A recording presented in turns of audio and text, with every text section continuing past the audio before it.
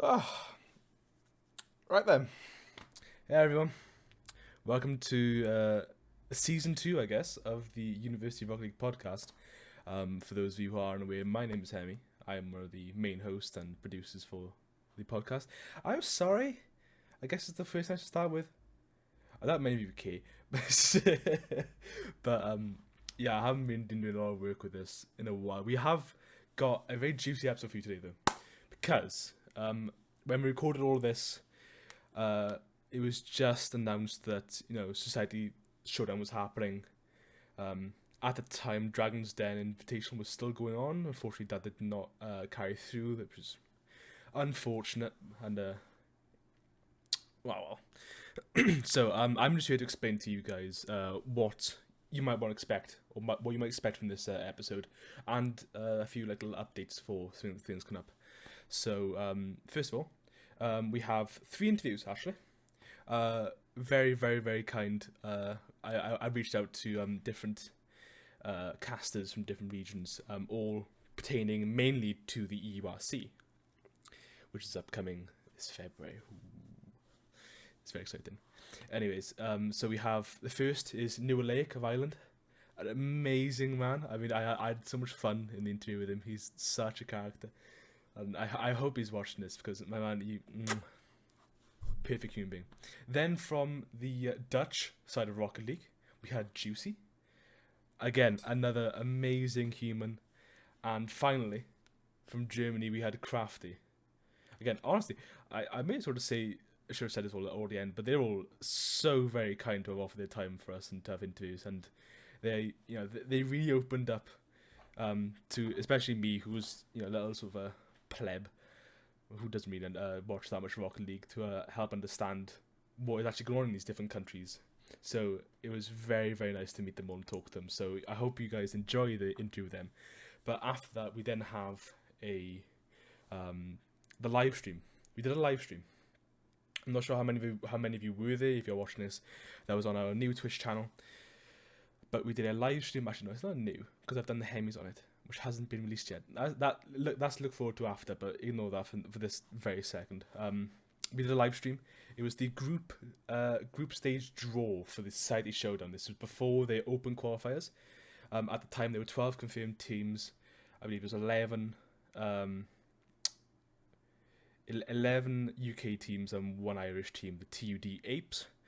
They then had the open qualifiers soon after, but those open qualifiers are not mentioned in this, or the results aren't mentioned in this podcast because I've taken too long to edit it. So, other than that, I do hope you all enjoy. I plan to release this.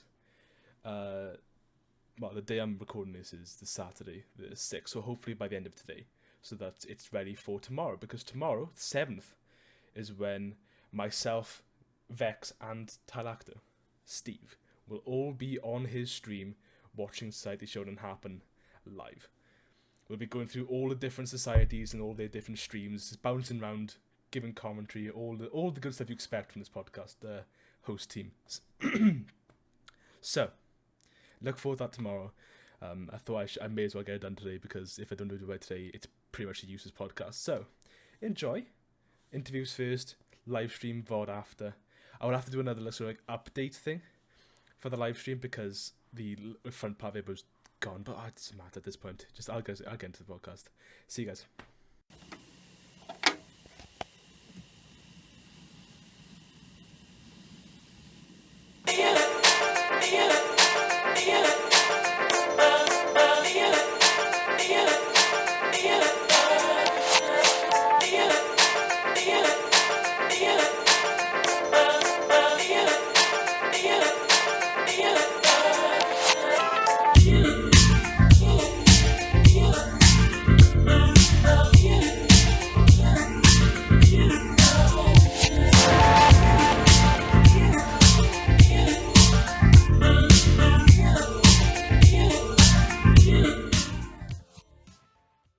Okay, so to start us off, we do have various guests from the European region, and the first of those is Nualeak, who's not just from Ireland, but he's also very cool. Tell us about yourself, Nualeak. What university do you go to? What course are you on?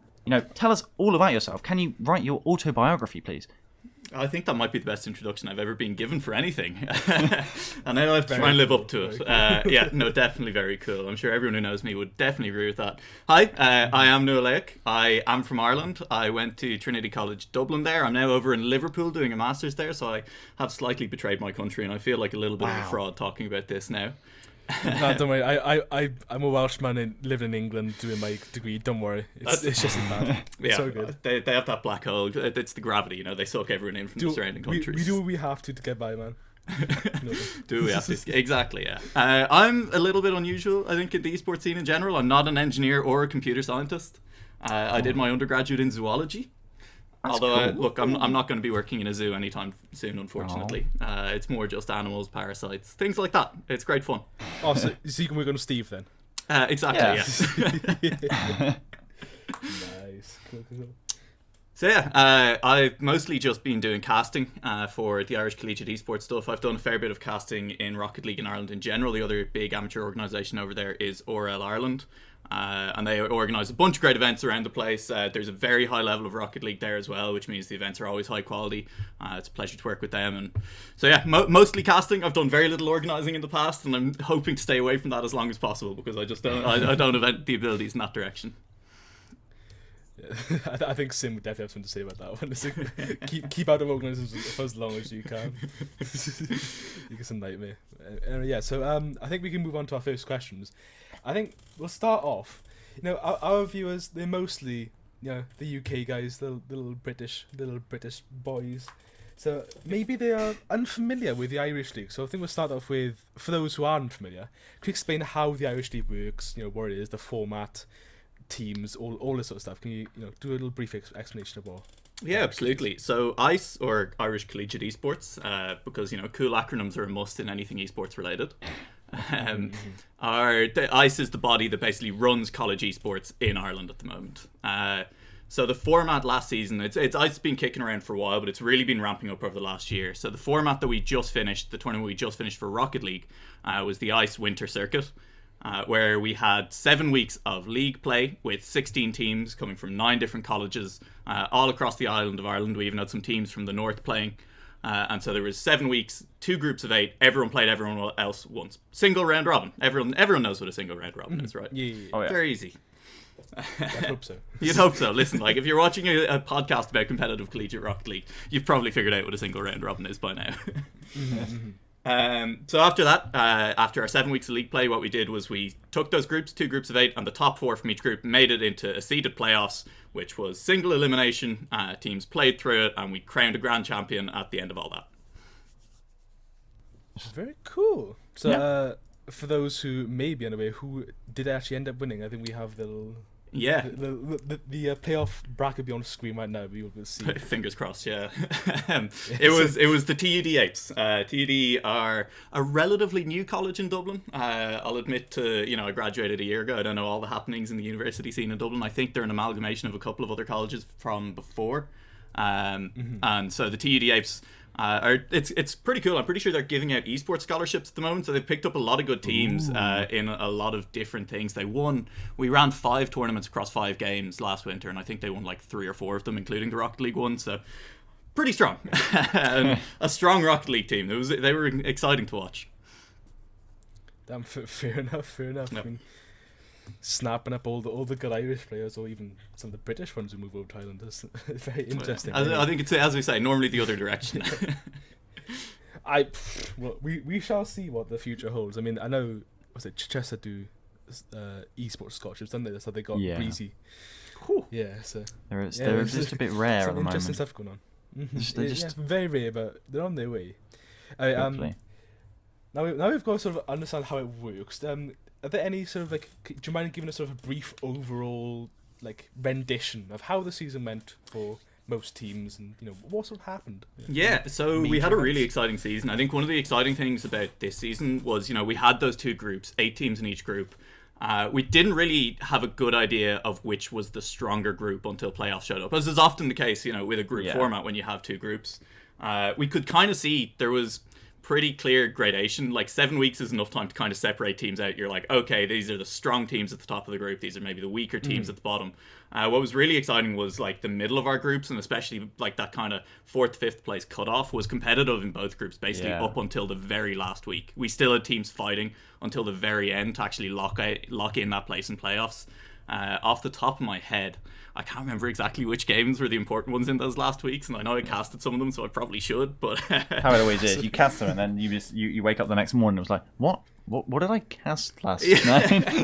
I mean, I'm impressed you make it to the next morning. Like, I finish a game, I turn it off, I'm like, who was playing in that game? What was going on? It's just straight goldfish like effect. It's just pure stream of consciousness for 2 hours, and then your brain turns back on at the end. Exactly. I think I put someone was asking about casting in a Rocket League server the other day, and I was like, look, the trick is you just have to turn your brain off because it'll only get in the way of your mouth, and you can't have that happening in the middle of a cast. True. Oh, that's true. I mean, when I was looking at the bracket in terms of highlight matches, I don't know if there was any that we missed, but for me, there was a sort of maybe potential rivalry between TUD Apes and I think the Newegg Griffins, right? Yeah. They were both in the same group, and then the final all the way going to Game 7. I'd love to know more about that. The TUD Apes, so it's the NUI Galway Griffins, and as you say, they were the same group. TUD Apes went undefeated, 7-0 in that group. NUIG Griffins, would you believe, only dropped 1 series, and they dropped it to the TUD Apes. So, obviously, the 2 best teams in that Group E, and as you kind of alluded to there, Group E, as it turns out, was probably the slightly stronger group. They both made it back to that finals for the rematch as well.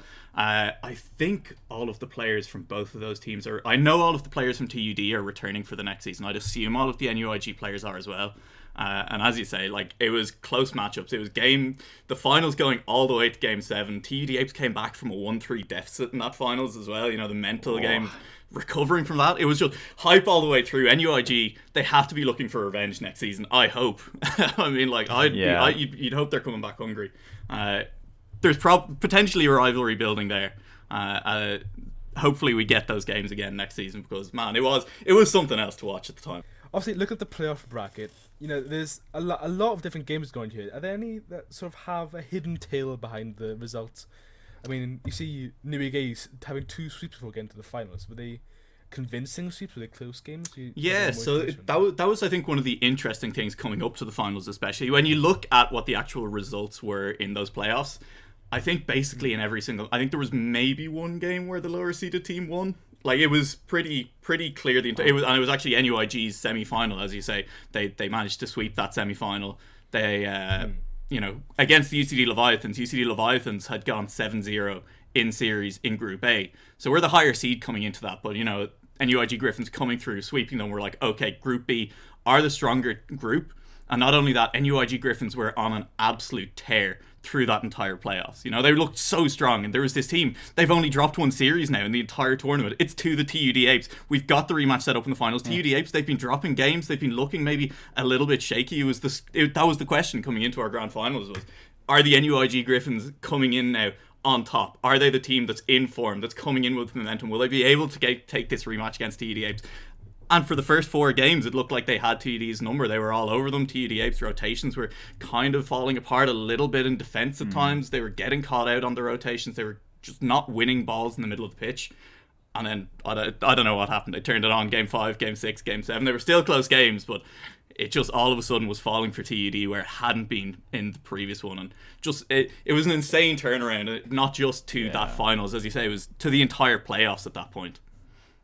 Oh, I actually just need to go and watch the VOD because I only seen some clips from it, and it was dramatic, as you've said. I'm just thinking about moving on though, in terms of like all the top teams around Europe, and of course including Ireland. When you think about the next big events, not only have we got EURC coming up, but also exciting, as I'm sure we know for British and Irish players, Society Showdown coming out, and of course, proud to say, as I'm sure you're also proud, TUD Apes getting that invite. How do you feel about their chances amongst, you say, the British competition, and especially like the upper echelon? How far do you think that they can go personally for you?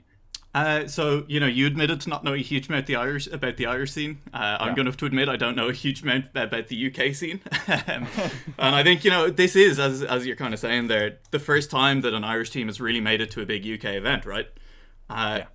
When it comes down to it, this is kind of our first look ever at how the Irish scene has been stacking up against the UK scene in collegiate Rocket League, which it's going to be hype. I honestly don't know that I want to make a prediction, but I can tell you what Shane, who is one of the TUD players, was saying. 'Cause I was talking to him about it earlier. I was asking, hey, how do you think you're going to do in this? They said, obviously, delighted to be playing. They feel like they have the potential to actually make a deep enough run in this tournament, that they can at least get out of groups. They'll be delighted if they get out of groups. Anything beyond that, going further, they'll be feeling good about.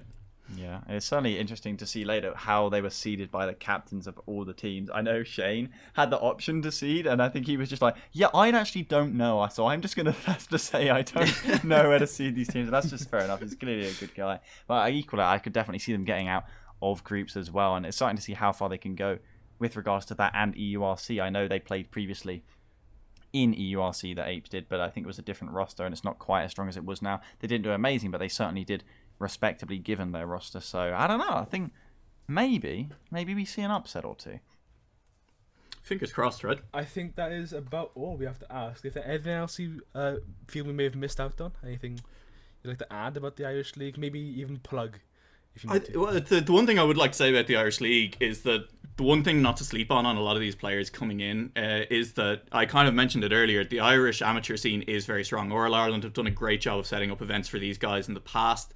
So a lot of these players come in not just as good players, but players with a huge amount of tournament experience, which I really think you can't discount, because there's got to be a lot of players in any of these tournaments who are coming in, playing in a tournament for the first time, don't really know what they're doing when they get there, or don't know the pressure, because it's a completely different feel from just playing your solo standard games on a Saturday night by yourself, right? When you know you're on stream, when you know that there's people watching, the pressure is there, you're in game 4, game 5, game 6 of a best of 7 series.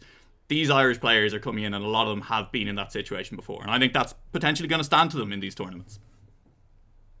Yep, fair enough. Well, I think that's a very nice place to cut off from this interview. Thank you very much, Niwa, for coming on. Anytime. Of course, feel free to plug anything you'd like. You have I suppose I won't get away without plugging the Irish Collegiate Esports Twitch and Twitter accounts. Those are both pretty easy to find because they are both Irish Collegiate Esports, so you'll find them without too much work. And if I was a link in the description, fingers crossed, exactly right. Someone will have that there. Other than that, there's a Discord server for Irish Collegiate Esports. So if there's any Irish players watching who aren't in there and would like to get in, maybe find some players to play with in basically any game, have a look for that as well. And if I'm able to plug my own personal stuff, I would say that I am Nualaoch on Twitter. I'd imagine a lot of our British audience will struggle with spelling that, so it's Nualaoch. Give me a follow over there. LinkedIn description. Perfect. And I am Nualaoch on Twitch, where I stream car games of basically any kind. Very cool. Right. Okay, so moving on to our next guest, who is also very cool, but this time from the Netherlands. My man, Juicy. Tell us a bit about yourself. What university do you go to? Is it in Antarctica? You know, although I've given a bit of a clue by saying you're from the Netherlands, you know, what course you on, what team you represent personally, and what's your role in the Dutch community, even if you're in Antarctica. It's very cool, but it's not quite Antarctica. True. Yeah. Juicy. I'm known as the coach of Wolves Esports as well, but today here as a representative of the Dutch League. Unfortunately, Steve, I don't currently go to university anymore. I took a bit of a break just to pursue Rocket League in general. That's fair. Which has been very fun. But I used to do computer science, as basically everyone else, I think, in the Rocket League scene does that. But yeah, it's not too special. But last year I still played for the Erasmus team before I was substituted for someone who's marginally better than myself. Fair enough. Anyways, that is very cool. So we can move on to our first real question. I mean, if the people listening don't know who Juicy is, you do know yourself a disfavor at this point, honestly. So It's true. Yeah, it's completely true. So, for those who are unfamiliar with the Dutch League, would you mind explaining how the Dutch League works? Maybe, the name, format, teams, prize pool, and organisers, that sort of thing. If it comes to your mind, yeah. So it's actually a very new league. In the last 2 seasons of EURC, the Dutch teams have been doing very well. I think Steve knows that firsthand as well. But we've been doing very well for ourselves, and it was in the talks just to start a league, and that's something that I've picked up on with a couple of friends of mine. Basically, we went to there was some sort of a Dutch scene for esports in a general getting set up. It wasn't quite there yet, but together with them, we've been setting it up for Rocket League, which has basically been two qualifiers, and then the top 4 of each qualifier goes through to the actual league, which has been running for almost 6 weeks now.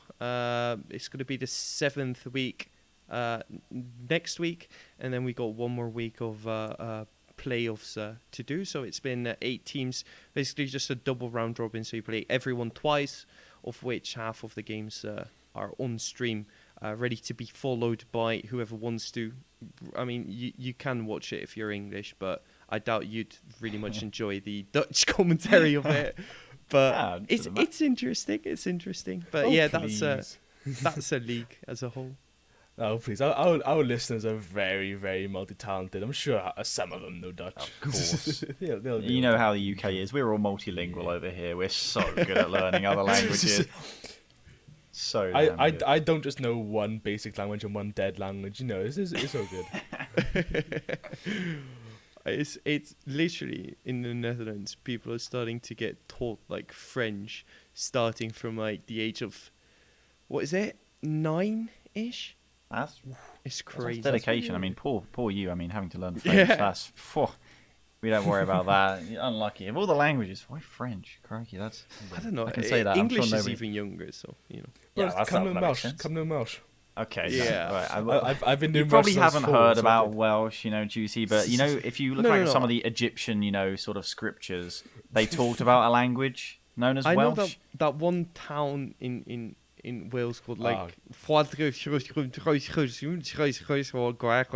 That's true, actually. It's one of 3 towns that exist in the country. Yeah. Bro, this feels like an attack. I can't believe it. Seriously, we went to team up in the English shit. The English language you'll hate.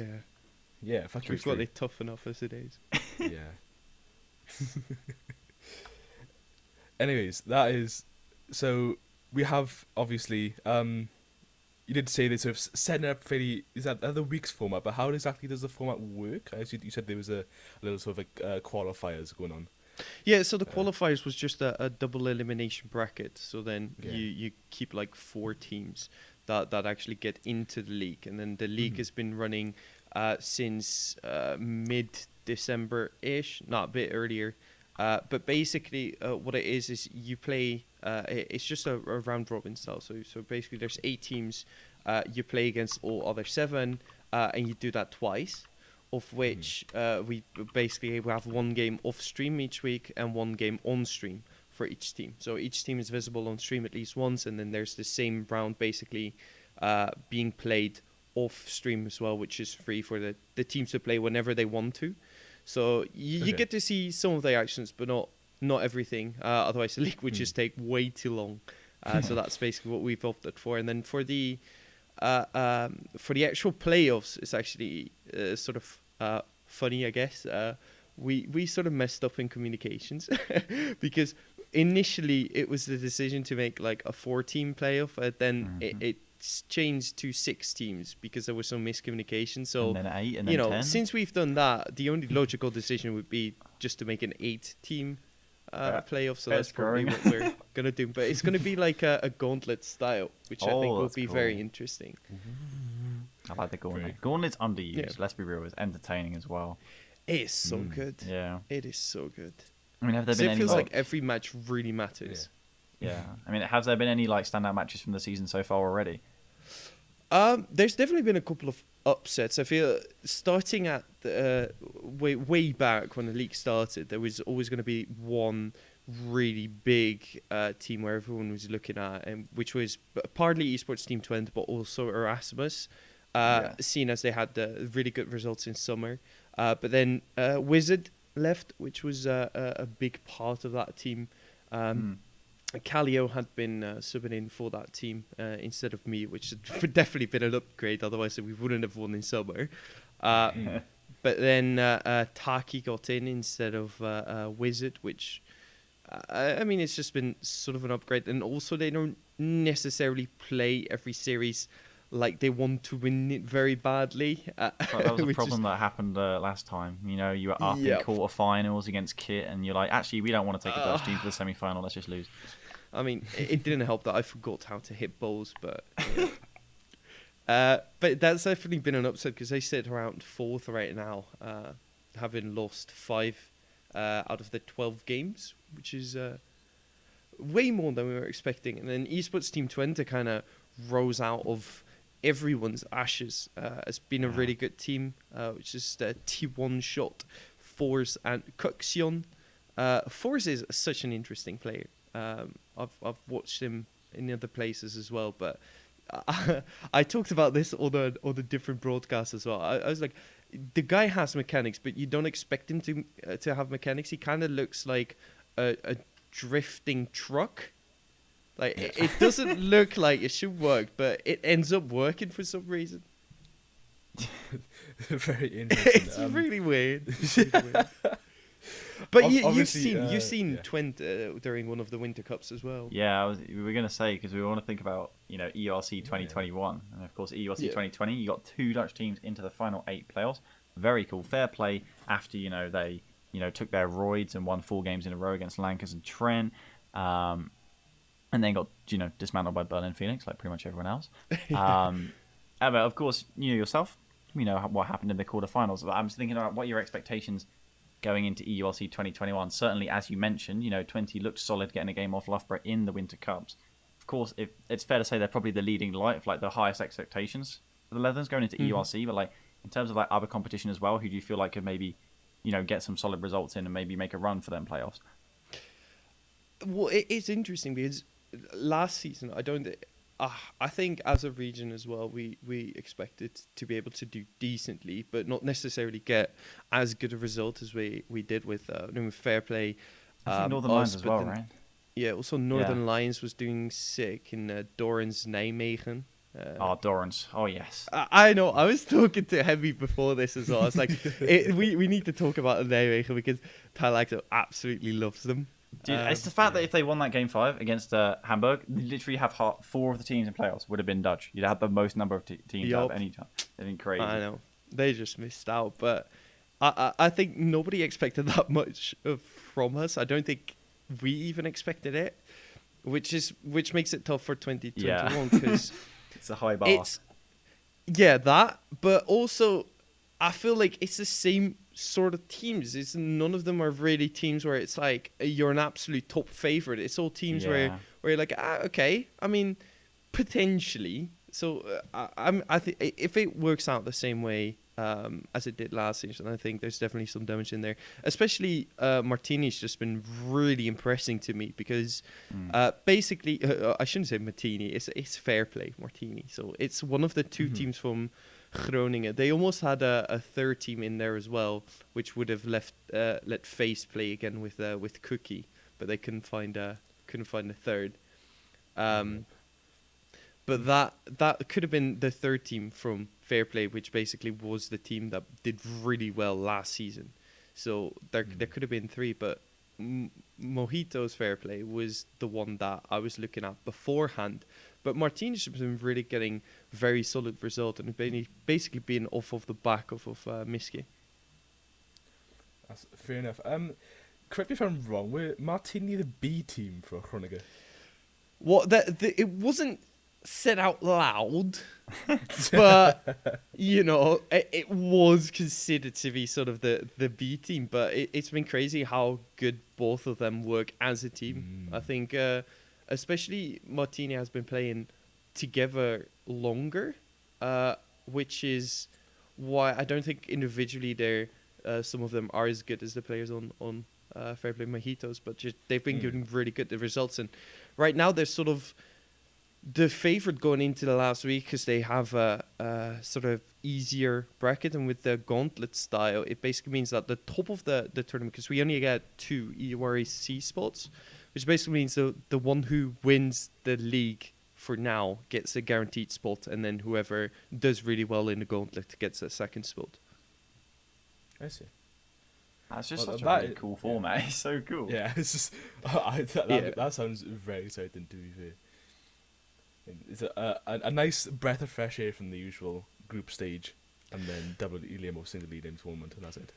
Yeah, I mean, it's also different when you don't have 100+ teams, but you instead got like I think in the entirety we have around 15 sort of serious teams, of which we've seen that 7 can really be decent and be the sort of team that makes a run through the open qualifiers for EURC as well.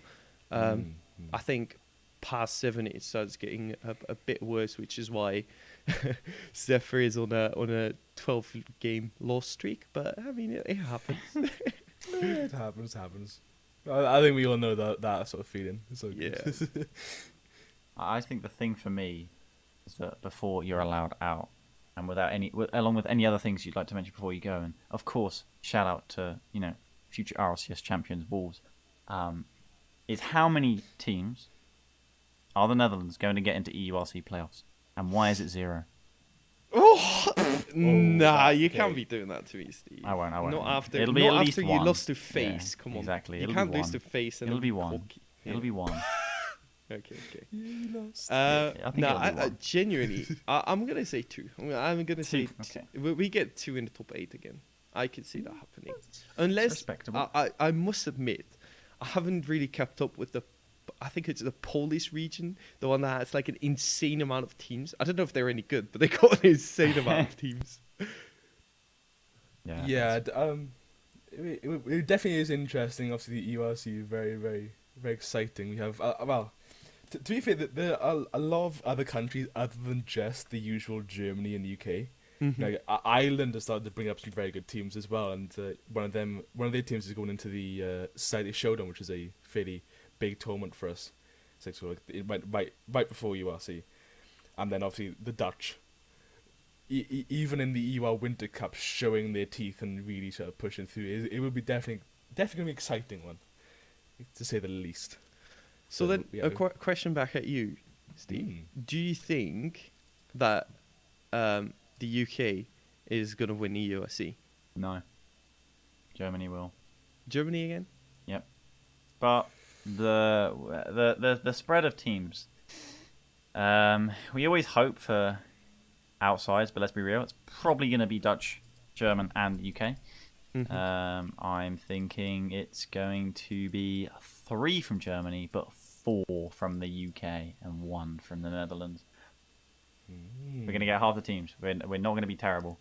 It's going to happen. I mean, because have you been following the German side of things? Yeah, I mean, they still only basically have 3.5 teams. Yeah, fair enough. Okay. That's all I was going to say. Because there's Kit, Phoenix, and then there's the Düsseldorf, I think, that are doing very well with themselves, with the It's Limbo true, and. but we don't Pony. mention what I just said to our next guest. Okay, we're not going to mention Okay. that. we'll be very quiet about it. Secret, And then secret. Stuttgart is the last one. I'm guessing that you. Yeah. mean, right. Yeah. I just want it to start. I'm going to be honest. It's still about 3 weeks away, but it's just quite exciting. I don't feel like we're allowed to get excited yet, but it's quite exciting. I mean, It really is. the best thing about it is that basically EURC sparked the entire Dutch scene because the results was just it was so much fun because everyone was spotting each other. We were sitting in Discord when the different teams were playing, just cheering each other on, and then as soon as one of the teams won, they would hop into that Discord and just be sang to basically, and that's where like Rocket Benelux grew from as well, and that's now a Dutch broadcast for RLCS. So it's just been absolutely massively growing, and it was based on the roots that we set here in the EURC. I just think that's just a great note to end on, really, in the fact that hopefully that happens to many other countries as well, and EURC's competition only grows and diversifies. As we all know, pretty much all the teams that register for EURC, even the Diamond and Platinum level ones, they're better than most CRL teams. I think that's fair to say. Most people would agree with that. And it really is just a fact. And I'm going to have to watch my tongue when we move on to our next guest, aren't I?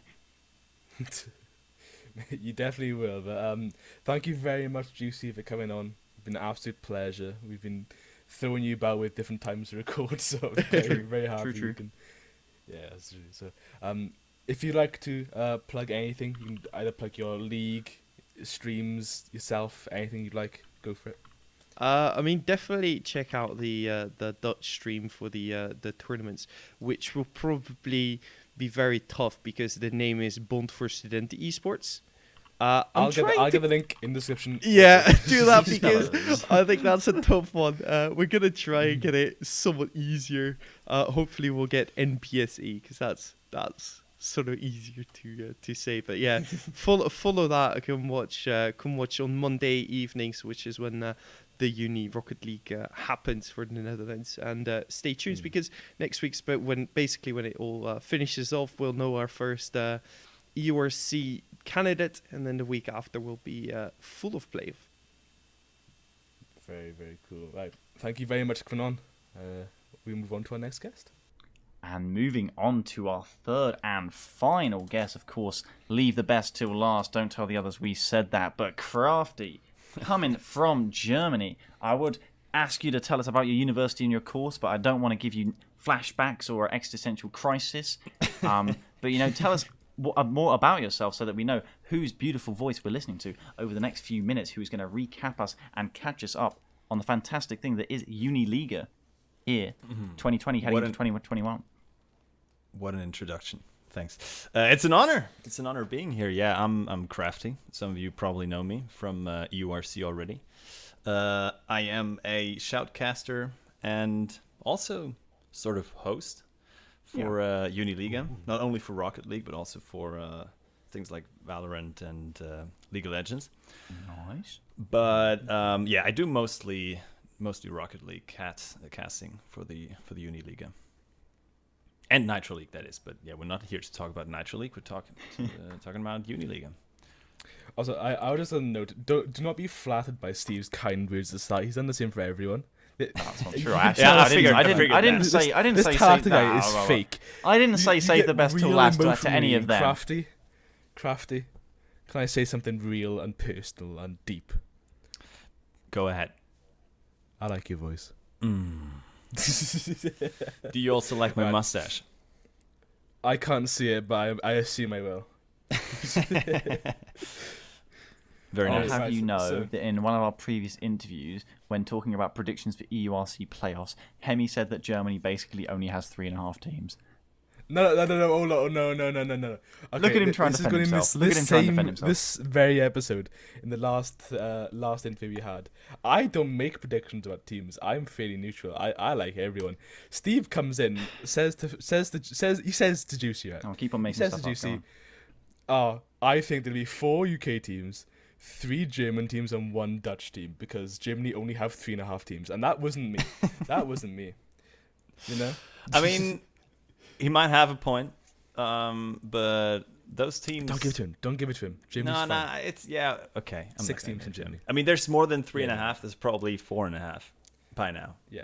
Gee, I wouldn't trust the word of this man. He thinks Lancaster can do well at some point this year. Let's not take it that far. There's a difference between doing well and winning. Rip. Yeah, there is difference, and you still wouldn't do either. I mean, Lanca's got scammed of NSC in general, really. I think it's fair to say. Most people were expecting them to win, myself included. Okay. I mean, it doesn't really matter how many teams we're sending to EURC. In the end, we're going to win it, so... Okay. I mean, it doesn't matter whether it's 3 teams making it into top 8 or whether it's a German final again. But those are some bold claims coming from a country that hasn't won a EUR since last year. with the previous 2 EUR Winter Cups completely coming to the UK. So we'll see. I mean, before we even talk about that EUR doesn't count. Before we talk about sending teams to EURC, I mean, you guys haven't finished your playoffs, right? Correct? In Uniliga, you're still at the semi-final stage. Is that right? That is correct. We had quarters last week, I believe. Yeah, I think that's correct.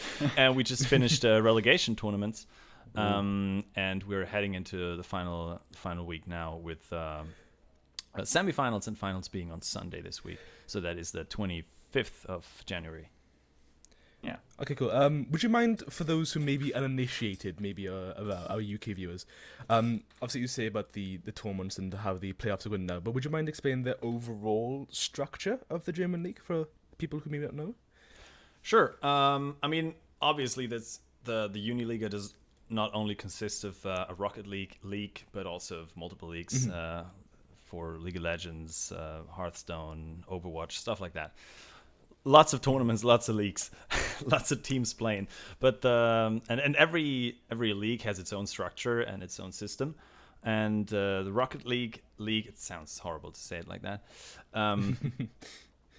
consists of a first division with 12 teams battling for playoffs. Top 6 go to playoffs, and the 8th to 11th place will fight for relegation, with the last place being auto-relegated.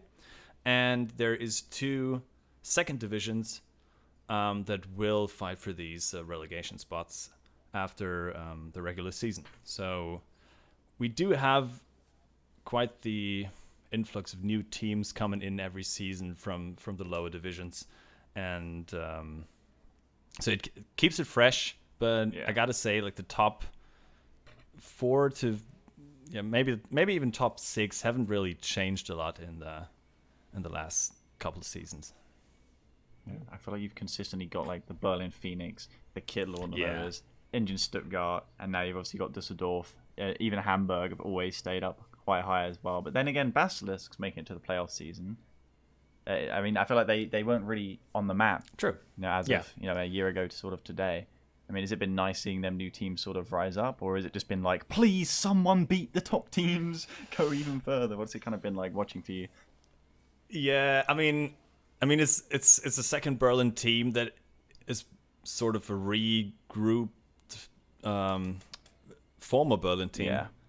And it's, I mean, they've been doing pretty well, and there are these single teams that make it into the top 6 every now and then, but mostly it's Berlin Phoenix, Kiddersi, and Engine Stuttgart that have been in the top 6, and maybe even Hamburg as well. Yeah. That have been in the top 6 for the last, I think, like 3 or 4 seasons. I mean, okay, Berlin Phoenix haven't been there 4 seasons ago, but It's true. It's been these teams over and over again, and we sort of long for a team that might be able to challenge them, but I don't think it's gonna happen quite that soon. I mean, Berlin Phoenix are still the number 1 team, and everyone expects them to win as long as they can keep that roster going for them. Pretty much. And other than that, I mean, the scene is getting better. We see teams improving, even the ones that play in the second division and that make their way into the first division. But usually they don't. I mean, they either make it to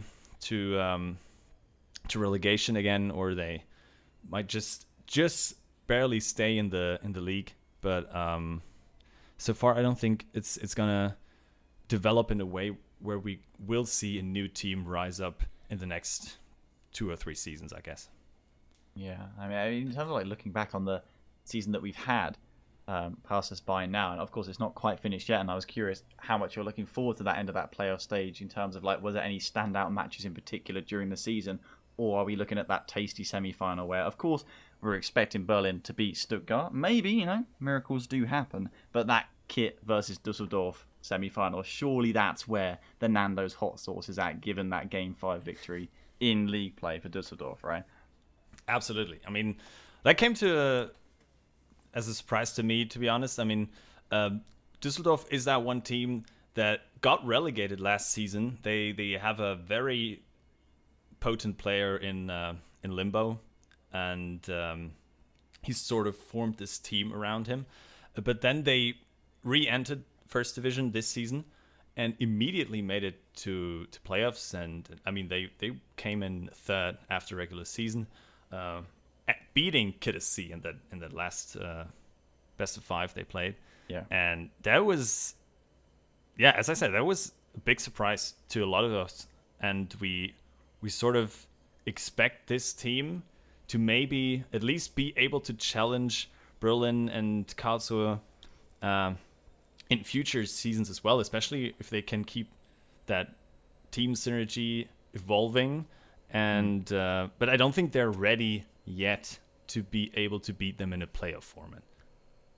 That's fair. I mean, but we'll have to find out shortly. But then, even if it doesn't go their way, heading into as we exercised our restraint, and now we can probably, I think we're allowed to, Hemi, talk about EURC coming up beginning next month. Yes, you are. How do you feel about Germany's chances in general? Of course, certainly heavyweights, probably the favourites. Of course, Berlin for the entire tournament. But how are you going to do across the board in general? Like how many teams are going to make it to playoffs? But how are even sort of your outside shot teams, considering that we always see the top teams face off against each other, and it's great, but it's always nice to see the sort of middle of the packs of, say, the Netherlands, the UK teams, like certainly your teams, even like Darmstadt and like Schallops. Like, how do you feel like if they can manage to qualify in?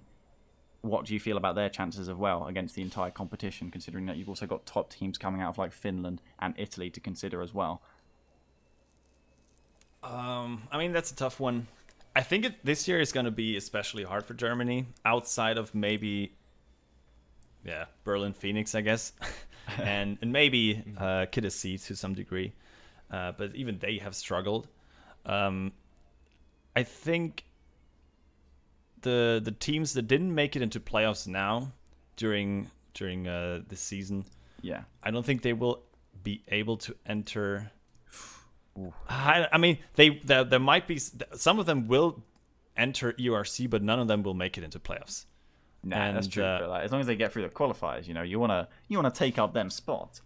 Yeah, absolutely. I mean, I have high hopes for Basilisks Berlin, for example, and again for Hamburg. I mean, Hamburg was a top 8 team in last EURC. Yeah. So I think they are destined to perform well on the international stage. They have performed well in the last 2 or 3 showings, but outside of that, I don't think any other team outside of the top 6 in Germany will really make it that far in EURC this season, unfortunately. I mean, the competition is just too good this time, I feel like. I mean, especially with the other leagues getting more and more professional, and the smaller leagues producing more and more talent. And I'm looking forward to that. I'm looking forward to that challenge and that competition. But I don't think that the bottom tier teams, or that, like as you said, middle of the pack, is really going to be able to compete too far there. Oh, that's fair. I mean, Hemi, can we force you to make predictions as to how the fates are going to go in terms of Germany? Because we basically want you to offend our guest here. I mean, of course, what we've seen so far in terms of big heated matchups is, you look back at like the EUR Winter Cup 1 was a bit of a taster of what we got. We have Basilisk Berlin giving Loughborough a game, and then internet issues pretty much plaguing them out the series. But that reverse sweep for Loughborough over Kit, despite Loughborough not using their full lineup. But then again, maybe you could say that put them under less pressure. Is that an omen of things to come, or are Germany going to fight back and prove that the sort of consistency they've got pushes them on through here? There's definitely a double-edged sword here. We have Loughborough coming off a very high. They won Newell, NSE, which are the 2 biggest UK leagues, and they also won the EUR Winter Cups 1 and 2. So they've got a decent number of wins and fairly consistent ones under their belt to really push for, I'd actually say, finals. But with the fact that the German league is still currently ongoing, I don't know how much Loughborough have been playing recently. Maybe the site is Showdown might show a bit more with a little tournament we have on 7th of February. Maybe that'll show a little bit more of their potential for later on, but it is definitely a question of if Loughborough can keep up their form over the past month or so. I find it very difficult to justify the German team winning the URC. Ooh. Well, I want to take plus EUR Winter Cup 2. It wasn't even the German team in the final. It was the esports team 20, who are a Dutch team. So True. There are it also does depend on the day. Any team can outperform another on days. How it is. Berlin weren't fielding their strongest roster though, right? for that one? I am unsure. It says here. Actually, I can't see the Are we roster looking? currently. Is this Basilisk Berlin? Sorry. No. Berlin Phoenix. Oh yeah, they weren't playing with their full roster in the EUR Winter Cup. Yeah, I think if Tigray, Nakflo, and yeah, what's his name again? That's the thing, and that random third man. That's kind of Quintessence my or Hyro? goodness gracious me, the disrespect right now. no. Is it? Are you looking for quintessence? Yeah, Quintessence. I Thanks. mean, and then previously was high roll, but we Oh, all no. know that. Yeah, the thing F that, and chat for I mean, dot. they've been carrying a third man to a league title for 3 years, for 3 seasons now. It's been Dot in the first season, Now, and Dot was Hyroll in the MVP. second season. Don't take the and credit then away from Dot. Quintessence in the third season. No, Dot honestly, carried. Quintessence.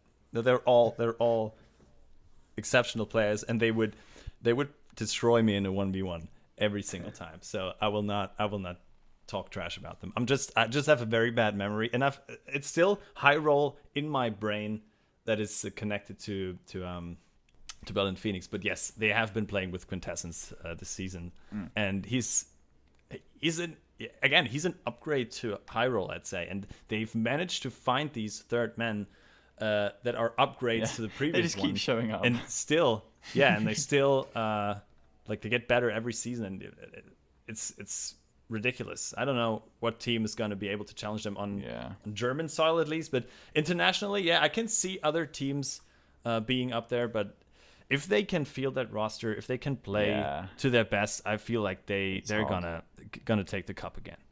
Yeah, it depends if they get complacent, I guess. I mean, the only people who could potentially get a chance, I mean, maybe like Portsmouth, maybe Bournemouth, but like it just relies on Berlin being complacent, you feel. But I guess it depends on what we see as we go along. I mean, following this interview, I believe we'll have the Society Showdown pot draw where we find out which pools are what. Will you be keeping an eye on Society Showdown yourself, Crafty, or are you going to sort of wait to see what shows up when all the German teams get smacked by the English in EURC? I will do now. Yeah, I will keep an eye on it. Exactly. Okay, I'm going to be curious as well, because we're going to be finding out for ourselves just how good the Irish competition as well. If we've got TUD Apes, they're going to be invited to that as well. So maybe Ireland going to be an outside shot. You know, you don't want to sleep on Ireland, Finland, Italy, as they're definitely looking to challenge the sort of dominance of the UK, Germany, and these weird Netherlands guys who just keep taking playoff spots. I mean, I think you can agree that you can come up with your own predictions now and just agree that Netherlands won't get a single one this time, right? It's not going to happen. They're too good. Oh, damn it. Just had a Dutch player, a Dutch caster on, and he's been very nice. And then Steve's come out here and started insulting him.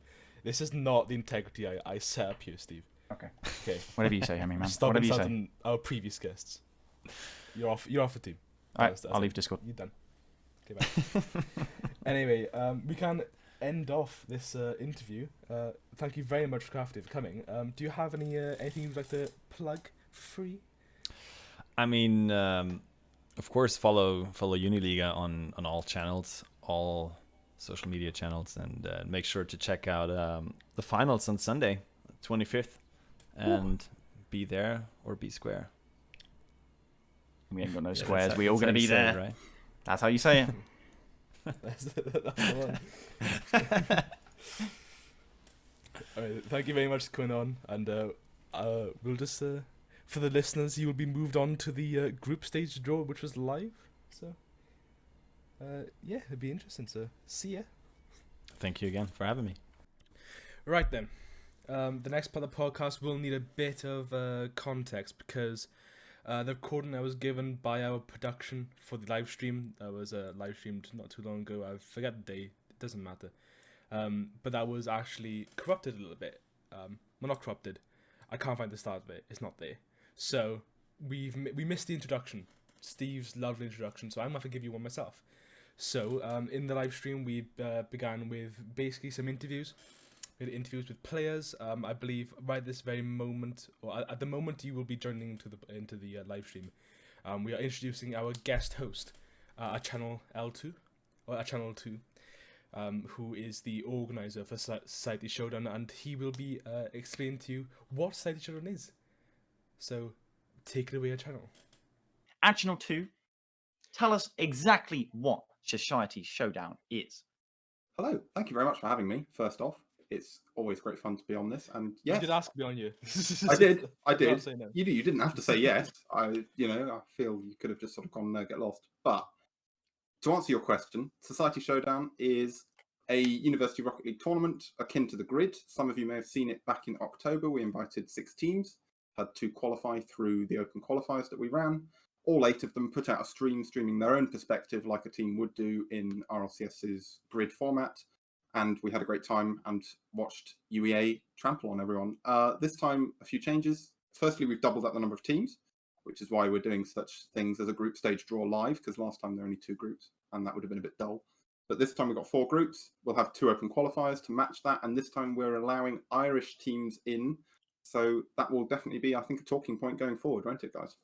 It certainly will. Hemi, Yeah, those yeah? 2 qualifiers, what are the dates for them? Because if people are not in these teams that are lucky enough to be invited to these pools and these seedings, where are the qualifiers to play in this tournament, and when are they? Well, I'll tell you right as I get back onto the spreadsheet, because I closed it. You know them. You imagine pretending that actually you don't know them off the top of your head. pretend- I know ah, you would. that Yeah, is true. you know. No, you got me there. Okay. 5 o'clock, Tuesday, 26th of January, open qualifier 1. Open qualifier 2, 5 o'clock, Saturday, 30th of January. Uh-huh.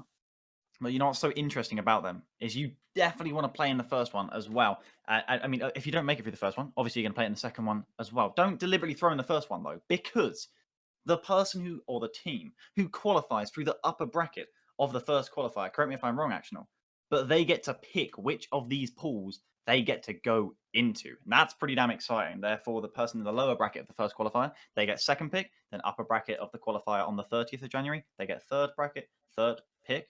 And if you go for the lower bracket, you ain't going to get a pick. You're just going to get what's left. So if there's a group of death, you can guarantee you'll be in that. So if you want to be in a group of death, then just go through the lower bracket of the second qualifier. That's, of course, 5 o'clock on Tuesday, the 26th of January for the first one, and 5 o'clock Saturday, the 30th of January for the second qualifier. Main event, 6 o'clock Sunday, 7th of February. But I'm sure you've all got that scribbled over your February of the calendar. Nothing else happens in February. Don't act like that we're caring about Valentine's Day here. It's Sunday, the 7th of February, 6 p.m. That is the massive event. And we've already talked. Man, we gamers. We are Valentine's Day is exactly. What's interesting, of Slightly course, gamers. is the process for seeding these pools and these pools that teams will get pulled out of. We can't really reveal the final seeding yet, I don't believe, because we're going to talk about how they were seeded. And we talked to the captains of every team that's been invited to Society Showdown. Of course, that is, for some reason my maths is struggling. It's 12 of them. It's 12 of them because, of course, when I see the captain's seedings, they only seeded 11 teams because they couldn't seed their own team. All the captains seeded the other teams, and we took the average of those seedings. And we have a couple of those captains here today to defend how and why they've discriminated against some universities and why you should hate them, basically, or love them, depending on where they've put your university. It is, it's not personal, but it's kind of it's a little bit personal. And those 2 individuals are Matt M, you may have heard of him from Loughborough, and KJ, you may have heard of him from currently reigning Society Showdown champions, UEA. But the first of those is Matt M. And if we found a Matt M lying about somewhere, I think we should probably get hold of him. That would be good, wouldn't it? It would be handy. And we've just attacked him. Now, Medem, I don't know if you're here. I don't know if you've got your headset on. I do believe you do. Welcome Hello. to the pool, the drawing. We can actually probably bring up your seat here that we will talk about in a second. But I just wanted to say, hey, hope you had a great holiday. Definitely can't have been too bad. Reigning champions currently of NSE and Newell. But I don't want to point this out, but I'm going to have to. Not Society Showdown. Back in October, you lost out in the group stage to both Salford and UEA. Do you think that was a fluke at the time? Or why would it be different this time in the main Society Showdown 2? Yeah, I mean, definitely. I mean, we were a new roster coming in, so I think we were just kind of trying to figure things out in society last season. So I think definitely this season will come in a lot stronger from the start. Maybe we might be able to win it. We'll have to see how it goes. Depends how some of the other teams play. Depends how we play because we haven't been practicing very much as well. Well, that's fair enough. Well, I mean, yeah, it's It's no practice, but you're definitely going to be confident. I was going to say Hemi. These seeds, I believe they are up on screen. They're interesting. Your seeds, Matt. I think Hemi's got a few questions about them actually. Sure. Yeah. I was just looking at these things. You know how you do. You know how you do. You just look at these things. You're just thinking Lancaster. Mm. Now, I don't know if you've been keeping up with the University Rock League. I don't have an podcast, issue with this but whatsoever. yeah, Yeah. they are Okay. the worst team in NSC, and why are they top of pool 2? Well, I mean, Lancaster were they consistently just seem to do pretty well against a lot of the top teams, but never really could consistently get the results. But I mean, they were always the team that they were. I think when we played them, we were always a team where if we kind of weren't playing well, they would definitely could sneak out a few wins. But like a lot of the other teams in Pool Two was normally we didn't have too many issues with. Oh, that's fair. I mean, what I was also going to ask a little bit about Salford. I mean, you see them at the bottom of Pool 2 there. They Mhm. probably feeling a little bit scammed. I mean, I like Salford myself. I mean, they didn't do too bad. Quite consistent. 5th and 6th ended up being their finishing, making the championship playoffs. But they were also 6th in league play. Yet you've got them basically 8th here. Is that just if you want to say it out loud and say that you just don't like Salford, or just come back to the fact that you just don't feel that much challenged when you play them? No, I mean that's fair. I don't think we actually played Salford in NSC at all. I could be Mhm. wrong. Maybe we played them once or twice, but I don't really remember playing them. So maybe I just don't know how good they are. But I mean, my reasoning is, um, they lost Aaron, and since then they've losing their kind of top player.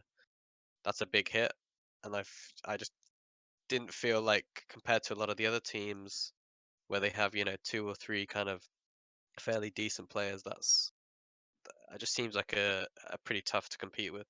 But I mean, I'm I could be completely wrong with this.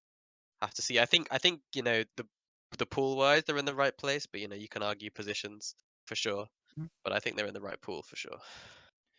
Now there is, I believe we have one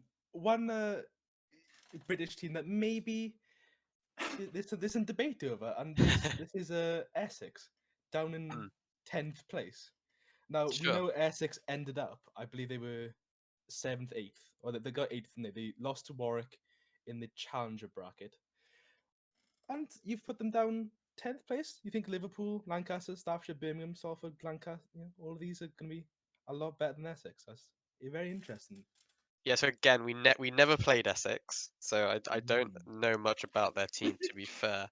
But um, yeah, I mean they kind of they came back pretty strong towards the end of the season. Mhm. Um, but they kind of didn't start very strong.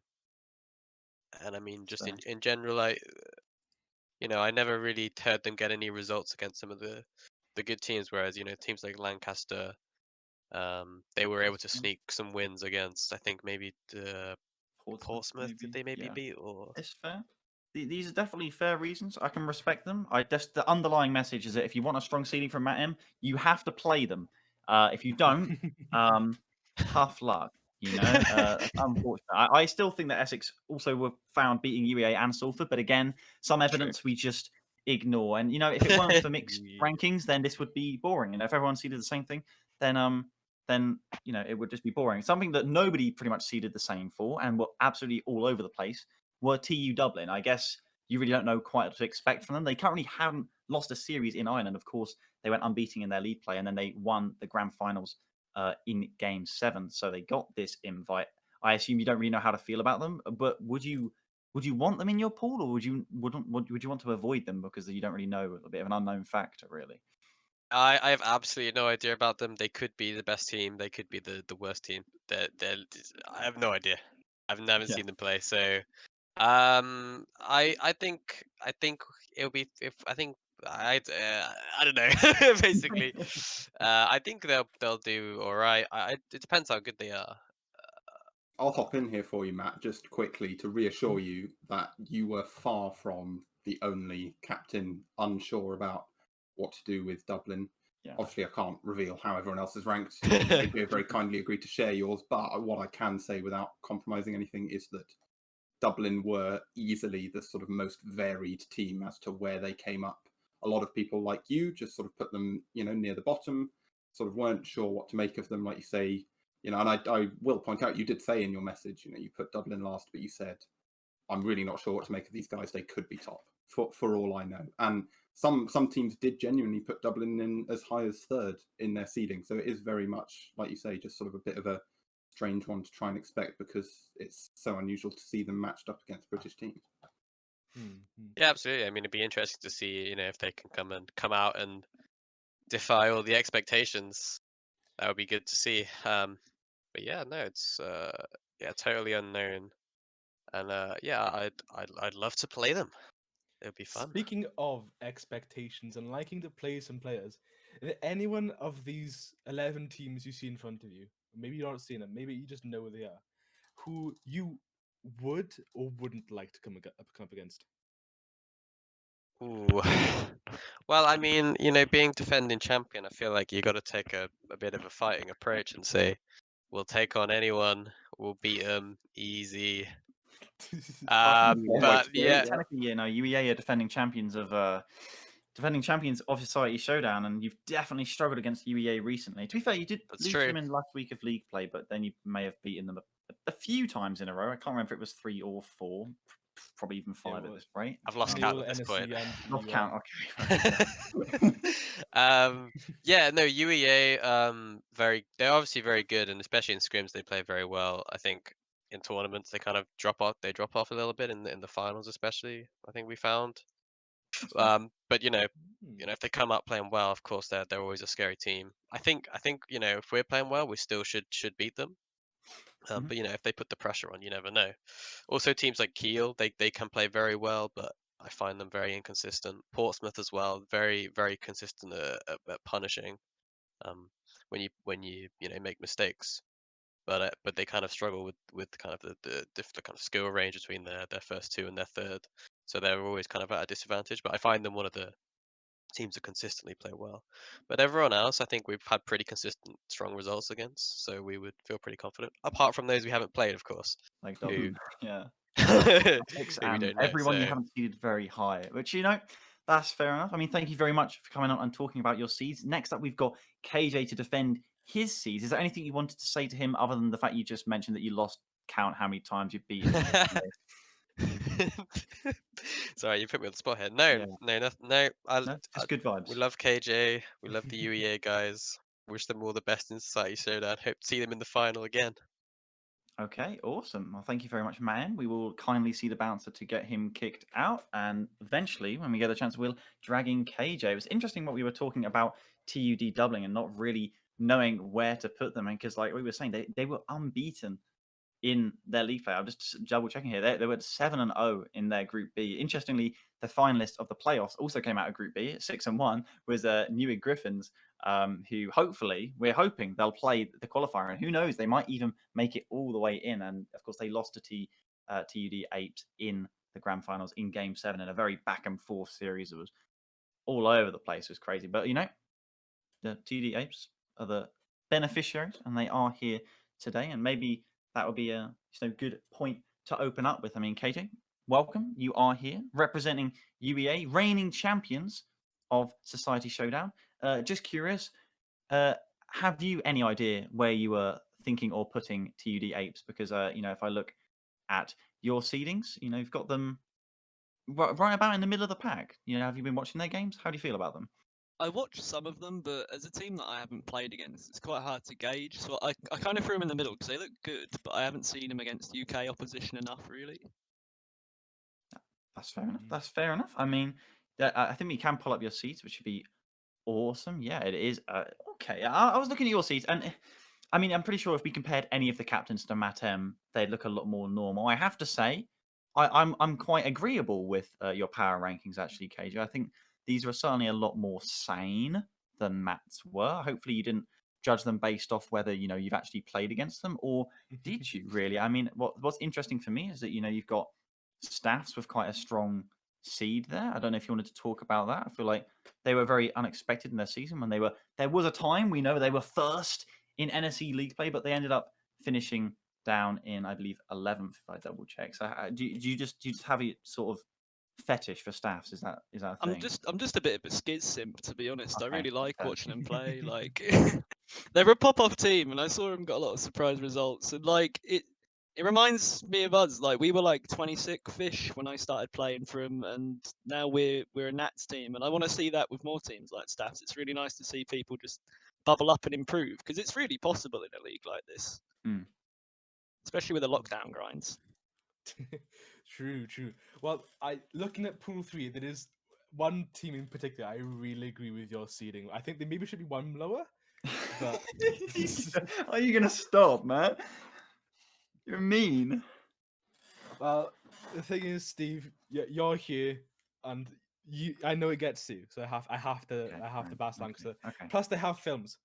Yeah, films. I see you in chat as well, lad. You're right there. I'm still gonna say it. Lancaster bottom, but again, you have Essex very low in the seed. You really think their time off from NSC has dropped them from 8 to 10 fish?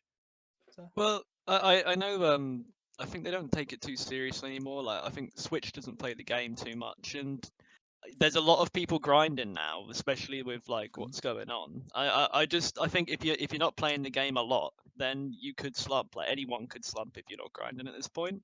Mhm. And like just because he was good doesn't mean he can't take it for granted, in my opinion. Yeah, that's fair. That's fair. I mean, it certainly feels good to call you, defending champions, given it feels like Loughborough are kind of claiming every crown at the moment.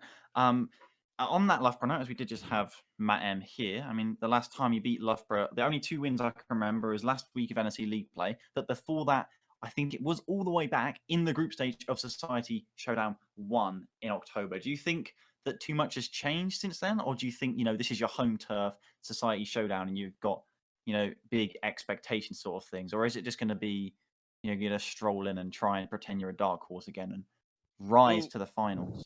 we love winning a tourney with no prize pool. I mean, Oh, it- I'll say nothing. well, like Say nothing. I'm really confident with us. I always am. Like me and Ant, we always go into these things thinking we're going to win it because otherwise, what's the point? And I'm really excited. I've been playing so much over December, and I know Ant he's still in his first year, so he's got all the time in the world to grind. And we've changed our third as well, which Yeah, that's what. I do think we're going to surprise everyone again. Okay. It's Tortilla, right? Yeah, it is Zortea, who is Yeah. very different in play style to Queen Scots, and you will see that on the pitch. Okay, that's quite Exciting. exciting. That was a bit of a tease. The tone in which you said that was very intriguing. I mean, less intriguing. I'm just genuinely curious who's running the UEA stream, because I'll certainly be tuning into it myself during the group stage and being curious. Do you know who's managing it with regards to production? Well, I And really talent? hope it's 5 Pints Noah. Like I'm desperate for drunk Noah again. I think we'll be able to get him in if he feels up to it, but if not, I don't know really. I know Pascal likes to do his streaming stuff, but we'll see. We're probably going to just get Noah drunk though. I mean, at the end of the day, it's the most fun, isn't it? It is true. I think to round off, I know obviously there are 2 teams I think we know the answer to. I'm gonna ask you, who would you like to see and would not like to see? Obviously, you want to see Lancaster because you'll just sweep them easily, and you don't want to see Essex because, according to a little bird in my ear, Essex have a winning record against UEA. Yeah, they do. They have got us every time they've played us, I think. But I mean, we're a really different team now. I think the tactics are going to really change with the new third because we can't really play the same system anymore. And I think the results will be completely different this time round. I think we'll lose to different teams that we used to beat and vice versa. Exciting time then. Yeah, very much. Indeed. And just to check that you have the good vibes response to Madame, given that we asked if he wanted to say anything to you before you came on, and he said nothing but good vibes. He had nothing bad to say against you. Just I think probably helps when he's beating you so many times in a row. To be honest, probably felt quite bad. But if you do end up, not that it's possible for you and Loughborough to be in the same pool, but if you were to run into them, of course, in the playoff bracket, do you fancy your odds? Is it 4th or 5th time lucky, or are you just admitting that you'd probably quite rather avoid them for sooner rather than later? Well, I always want to play Loughborough because they're the Okay. team to beat at the end of the day, and True. they're not going to know how to play against us this time. It'll be very different, I can assure you. But That is true. Matt seems really nice. I mean, we like fair play to him in the finals, and afterwards gave each other some messages and some Merry Christmases. And I think he's definitely the most pleasant one on that team. I can tell you that. Whoa. Well, I'm just looking forward to the clip out of context of you saying it is going to be very different this time playing over when you're 4-0 down, 5-0 down, 6. It's not going to happen. I believe fully in the UEA win, but it would be a bit funny out of context. But of course, thank you for that golden clip that we can use out of I context. was Thank you toxic. very much for being here, KJ, and defending your much more certainly reasonable, I'd say, seats. Definitely. But it was, of course, very helpful of all the captains who did return their power rankings so that we can have, the nice balanced outlook. It may not be what everyone expected at the end of the day, but Actional, how do you feel about the spread of things? As we can now, I believe, reveal the seeding for the pools that will begin drawing the groups from. How do you feel about them? I feel pretty happy. Like I was saying earlier on, we, like you explained it brilliantly at the beginning, got every captain in, said rank everyone else except yourself from 1 to 11. A lot of them, I will draw a slight sort of point just towards, I think it's perhaps because they're all science students and they might struggle with their reading ability a little bit. A lot of them did include themselves, even though I specifically said not to.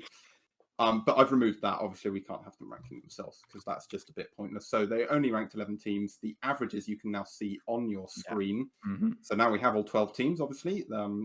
Teams that rated themselves or teams that have submitted their ratings have had theirs calibrated to remove that. So it's all been, I don't do maths, but I'm assured that the maths is correct. And this is what we have. We end up with 3 pools of 4, I should say, which will be, by the end of this, 4 groups of 3.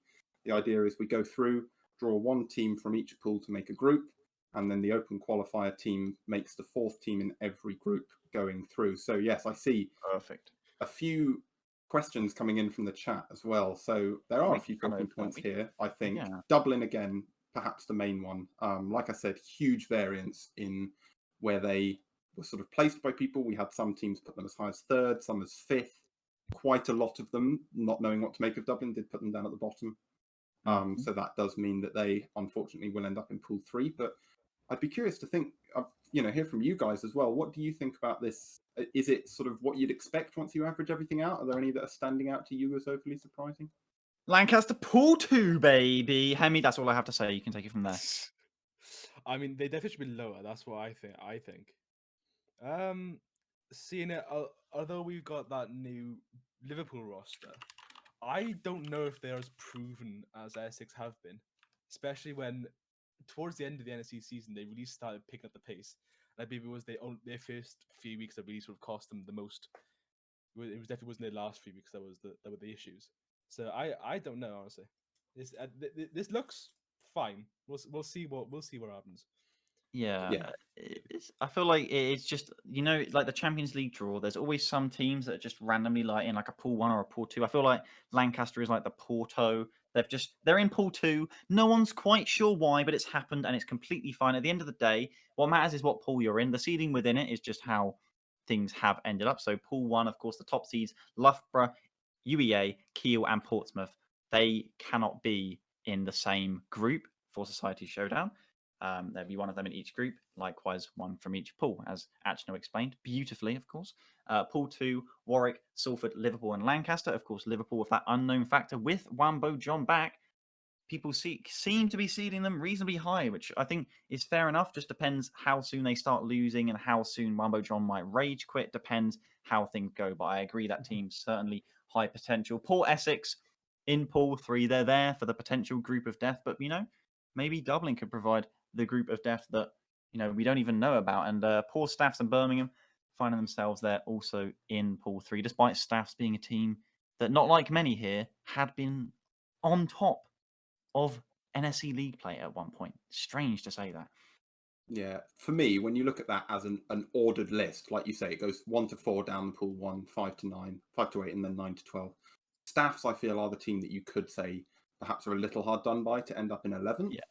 I think, after their performance last season, it's a little bit unfair, but you look at a lot of the teams above them, and obviously they are very, very strong teams. And I think once you look at it, like you say, obviously now we're going to draw them randomly from each pool, and then this bracket starts to make sort of a bit more sense. You look at all of these teams and you think, actually, yes, as groups of 4, these teams are probably reasonably well compared. Obviously, Yeah. everyone will have different opinions, but that's why we ask lots of people to get this seeding in. So I think, yeah, that's where we're at. And I think, with the exception of some people obviously playing on these teams, supporting these teams, I think that's a pretty good setup. I want one question, and I will stop. We've been on half an hour, and I'm sure everyone's wanting me to just pick bits of paper out I'm of very excited. little What is the question? white bowls. My question is, we've got 4 gaps. I would like from you guys perhaps just a couple of picks off the top of your head for teams that you think are going to make it through our qualifiers. Not obviously, we don't know who signed up yet, so you can't really, but just teams that you think off the top of your head, if they signed up, they would do well. What do we reckon? Any? I'm a believer in Newey Griffins. I want Newey Griffins 2 seed out of Ireland right now to sign up I wonder why. and make it. That's who I want for sure to sign up and make it. Honestly, yeah, it would be quite cool to have 2 Irish teams. Just Yeah. The UK seems being fairly sort of keeps together as on its own sort of thing. And having these Irish teams just come in smashing the understanding of the UK teams, thinking, oh, we actually aren't the best. Germany and the UK are not top. I am the UK to play. I think that would be really cool. I think it's just interesting. Mhm, I wanted to say that Achinor is here, representative of course, Durham University, who made it to the grand finals of Society Showdown 1 back in October, and yet Durham were not invited. So yeah, I think it'd be quite nice. I understand that there'd be reasons and you're not quite sure who'd be playing and available at the time, but I just want to say it'd be kind of cool to see them make it through playoffs. In terms of other teams, you'd probably expect teams like maybe UWE, if they would play the qualifiers, make it through. Likewise, Trent, certainly a team in contention. I don't want to say Bath, but probably Bath stand a good chance. Maybe teams like Brighton, Royal Holloway, Southampton. Shout out to Sheffield Hallam as well. I'm sure they'll play and make a run. Newcastle have looked good. I know in the Dragon's Den Invitational qualifier they did quite well, and so don't sleep on Newcastle. All these teams, it's going to be so interesting to see how they shape up. No, I definitely looking think forward, Bath, with 2 of their main roster having 0 hours in the past 2 weeks on Rocket League, definitely can go in. That's fair, actually. Definitely a fair point. Vec's quite busy in exams. He's underground in exams right now. He No is, one's seen yeah. him for like 2 weeks. So No. if you do, let us know he's okay. Not that we really He's care, but contacted me, just in case someone does. It's fine. Yeah, it's Just like 2 things, and then I will start Okay, this properly. okay. 2 things I've seen in chat. Firstly, Ohei asking, can B teams sign up? We'll do a short Q&A at the end if anyone has any questions, but I'll address that one now. Yes, anyone who wants to sign up can sign up. If they're a B team to a team that's already invited, they can play. The idea of putting 1 qualified team into each group is, if they don't manage to get a stream together, it's not the end of the world, because all of their group matches will be streamed from the other side by the teams they're facing. Obviously, we'd love them to have a stream, and we will be aiming to get some sort of neutral casters and production staff involved. But for now, just sign up. We can deal with that as and when we get to it. So please do sign up. B's, C's, D's, E's if you're Loughborough, F maybe. Any number of teams. I would also like to point out, Treethorpe has just pointed out, Dragon's Den. Durham did go straight through Dragon's Den. So I'm going to put in a shout to answer my own question for my hometown team. I would love to see them get in, and hopefully we will see them again, because like you said, ran all the way to the final last time. Okay, I mean, realistically, the tension is at its highest. Finding out. We're only going downhill from here. These groups drawn in the most professional way, and you've seen the Champions League programs and live streams. They're all dressed up in suits, which obviously, Actional kind of is, to be honest. I should really get mine as well. Got my jacket, mate. In fact, I'm going to go get my jacket on, because it's such a professional drawing system. We might not have the spinning ball machine, but like realistically, we've just got better than who wants the spinning lottery ball machine when you could have a bowl full of sheets of paper, right? I've got 3 cereal bowls in front of me. Nice. We've spared no expense. I didn't even buy them. They were just in my kitchen. 4 pieces of paper in each bowl, 1 from each team. We're going to start. We did debate this a little bit in our pre-show chat. We're going to start with the Pool 1 teams, just to make those Pool 2 and 3 teams sweat a little bit more while they wait and figure out which of the Pool 1 teams we'll end up with. So, God.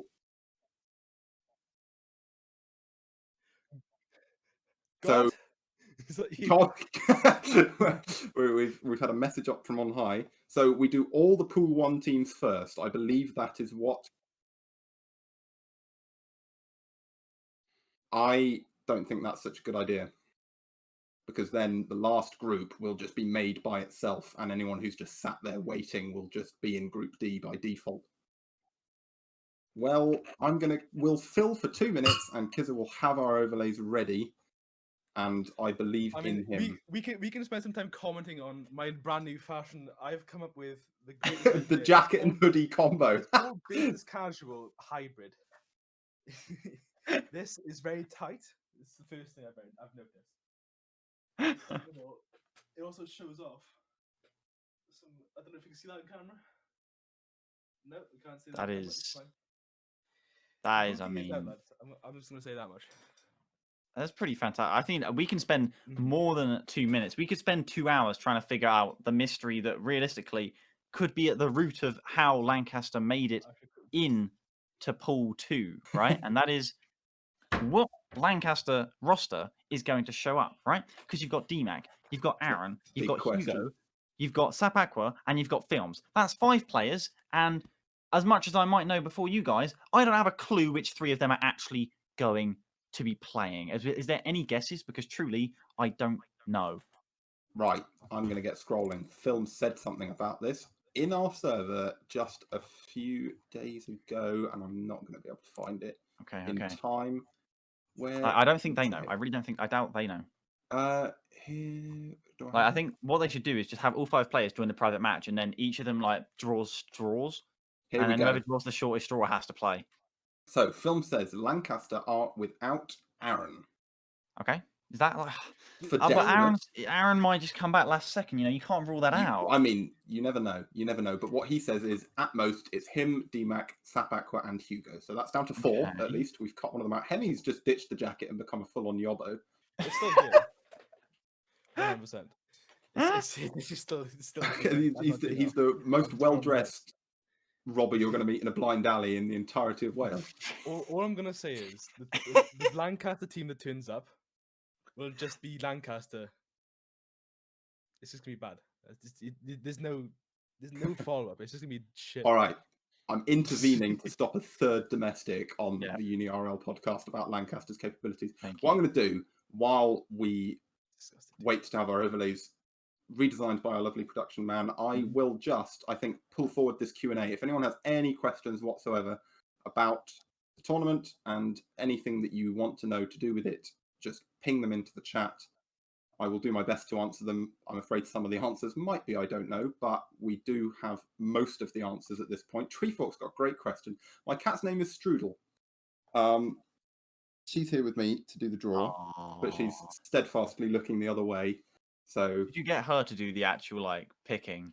I could do. I don't think she'd be less eat biased. most things, but I think even take a for lot her, longer. paper is probably off the list. Yeah, that's So, fair. but she'll stay here, I think, for, I mean, for the draw. Speaking so. of Treefort, we could also spend a whole lot of time figuring out what happened to Warwick in NSE this season. I mean, it got better for them in Newell. They got 3rd in Newell, and at They the end did. of the day, their record in Society Showdown isn't terrible. Last time, they were 2-1 in their group, but I mean, as I'm sure you know, they lost out to Durham, that top spot.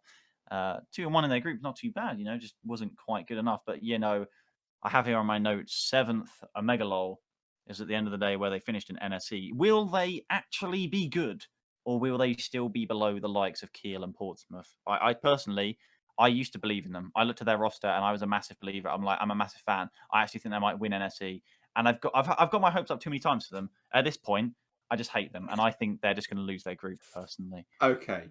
Well, I'm going to tie that little tirade and Ohay's next question into one answer, Okay. which is Warwick, as the top team in Pool 2, still have every chance of going through because the top 2 will qualify from each group. We'll have a round robin. Each group will have 6 matches in it. All the teams play each other once.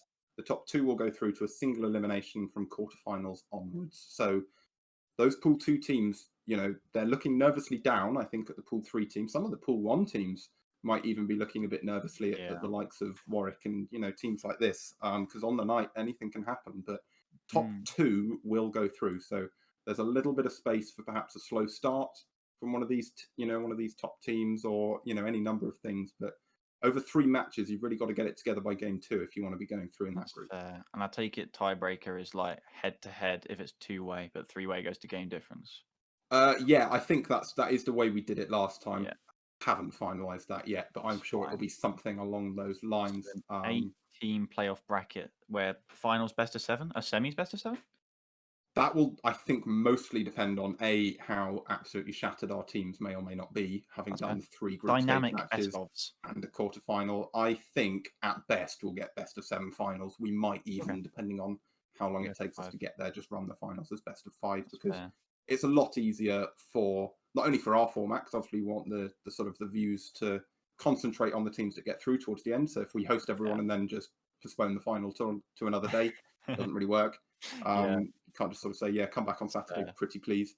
So, you know, and I mean, yeah, so we've got to do it all on one night, and that would be great, but I think it probably will mean that most of those games are going to be and best of 5. groups are also best of 5. Yeah, I briefly debated, like you say, getting some of those later games to best of 5, but making the groups best of 7, sorry, but then making the groups best of 3 to sort of compensate. But I figured that actually the groups is where we'll see some of the most important matchups. You want to keep them sort of as competitively integral as possible. This is where the groups are set of 3, but nobody does set off anymore because it's a mess. But on paper, set offs are so cool, right? But then you do them in reality, and it's just like no. Yeah, I did. I very briefly, and some of the people who were invited to the first tournament may remember this. We dabbled very briefly with the idea of running our groups as best of 4, because I watched a couple of leagues and I've played in a couple of leagues where best of 4 is carried out, and it's a very interesting format for a group, particularly in round robin, because it means that teams can end up with a draw. And sometimes I think in a group setting, that is the fairest result. But in the end, it's, I think, just a bit too much of a rogue pick. It's not really done in competitive Rocket League. So we went against it in the end. But I think one day it would be very interesting to see a tournament with some of these teams in where best of 4 is a format, at least at the start. All right. I mean, shall we have a check? Shall we have a check? God? Check up. If you're listening. We're listening for a word. Very close. God is nearly here, ladies and gentlemen. The rapture is almost upon us, but hopefully before that we'll get the groups out, so you'll at least know that. Maybe we can tide over the rioting crowds with an announcement. Yes, I think we probably could. I've got how many announcements I've got? I've got 2 announcements to make. I'll go with the first one. Only because it's been brought up already in our interview. KJ said that UEA do well in tournaments with no prize pool, which was going well for him in Society Showdown 1 when I didn't pay anyone anything. This time around, we have been very kindly helped out by our friends over at Newell, who have given us a community prize pool of a little over £100 that we will be giving out to the top 2 teams this season in Society Showdown. So, see, my cat's got so excited she's just left. So she doesn't want any of that money, apparently. But everyone else, that money is up for grabs. We will be having a prize pool of some description, obviously, you know, a modest one, but we're very grateful to the guys at Newell who've obviously just put that off their own backs, and it's great of them to get involved like that. So, you know, I think I will leverage this opportunity to thank them for my award, because I never really got to do that in any kind of forum. So yeah, not only have they done that, they've also funded this tournament. So, like I said, a little over £100 for the winners and runners-up to share between them. And yeah, hopefully that'll, you know, I mean, I say hopefully that'll incentivize. Obviously, these teams had all agreed to play before they even knew there was any money involved, which was nice of them. Of course. But yeah, that will be our announcement number 1. I think if God is ready, God willing, as all the people might say, God is ready. We will do the draw, and I will save our last announcement for the end, for the very end. Here we go. I'm liking this. Look. Oh, A, B, C, and D. So I'll show you. You know what? Chat want to see a bowl. There's 3 of them. I'm sure you can imagine what they look like. They're all the same. I'm going to draw one team out of each bowl. I'm obviously not going to look, because if I was going to look, I just wouldn't have put this much effort into making a live group stage draw, and I would have just rigged it myself in the comfort of my own home without a camera on me. So we're going to start with Pool 1. The best teams will be going into the groups first, and then we will make everyone else wait and sweat to see which of the Titans they end up with. Are we ready, boys? My body is ready. Your body is ready. Right. Going into Group A from Pool... All I'm going to get out of this, I was saying this to you guys, all I'm going to get out of this is a shed load of paper cuts. Going into Group A from Pool 1, Kiel Esports. Whoa. Krakens take their place at the top of Group A. They are the team to watch. Top of NSE League play at the end of the day. They were. Fantastic team. K3 Poddy time constant. For sure. You know, they ended up in 4th overall after the playoff bracket, losing in the 3rd place match to Bournemouth. But what a team to open up the draw. And I mean, personally, I'm getting so excited. I'm out wet myself. I want to get straight onto the second one. All right. We will get straight on to the second one. This is the team coming in at the top for Group B. And we have, trying not to just spoil my own surprise by reading the very fine marker I put through, Portsmouth going into Group B. They are the team to look out for here. I'm just cluttering my desk with bits of paper, so I need to find a more sustainable solution for that. Okay, 2 left. Obviously, I'm going to draw one more. We'll get one of them in Group C and one of them in Group D. And obviously, they're all in there on their own, so it's not that exciting just yet. So why don't we just plow on with this? I feel like Hemi just represents the energy of everyone watching right now. Just like, who am I? Do you know what I really feel? To be fair, if I wasn't actually on the stream, I would probably be doing something very similar. Although my head's too big for me to fit my headphones over. I have with got a a hood as well. tuxedo jacket on. That's true. What do you mean? Everyone in chat's got one of them on as well, obviously. Yes, exactly.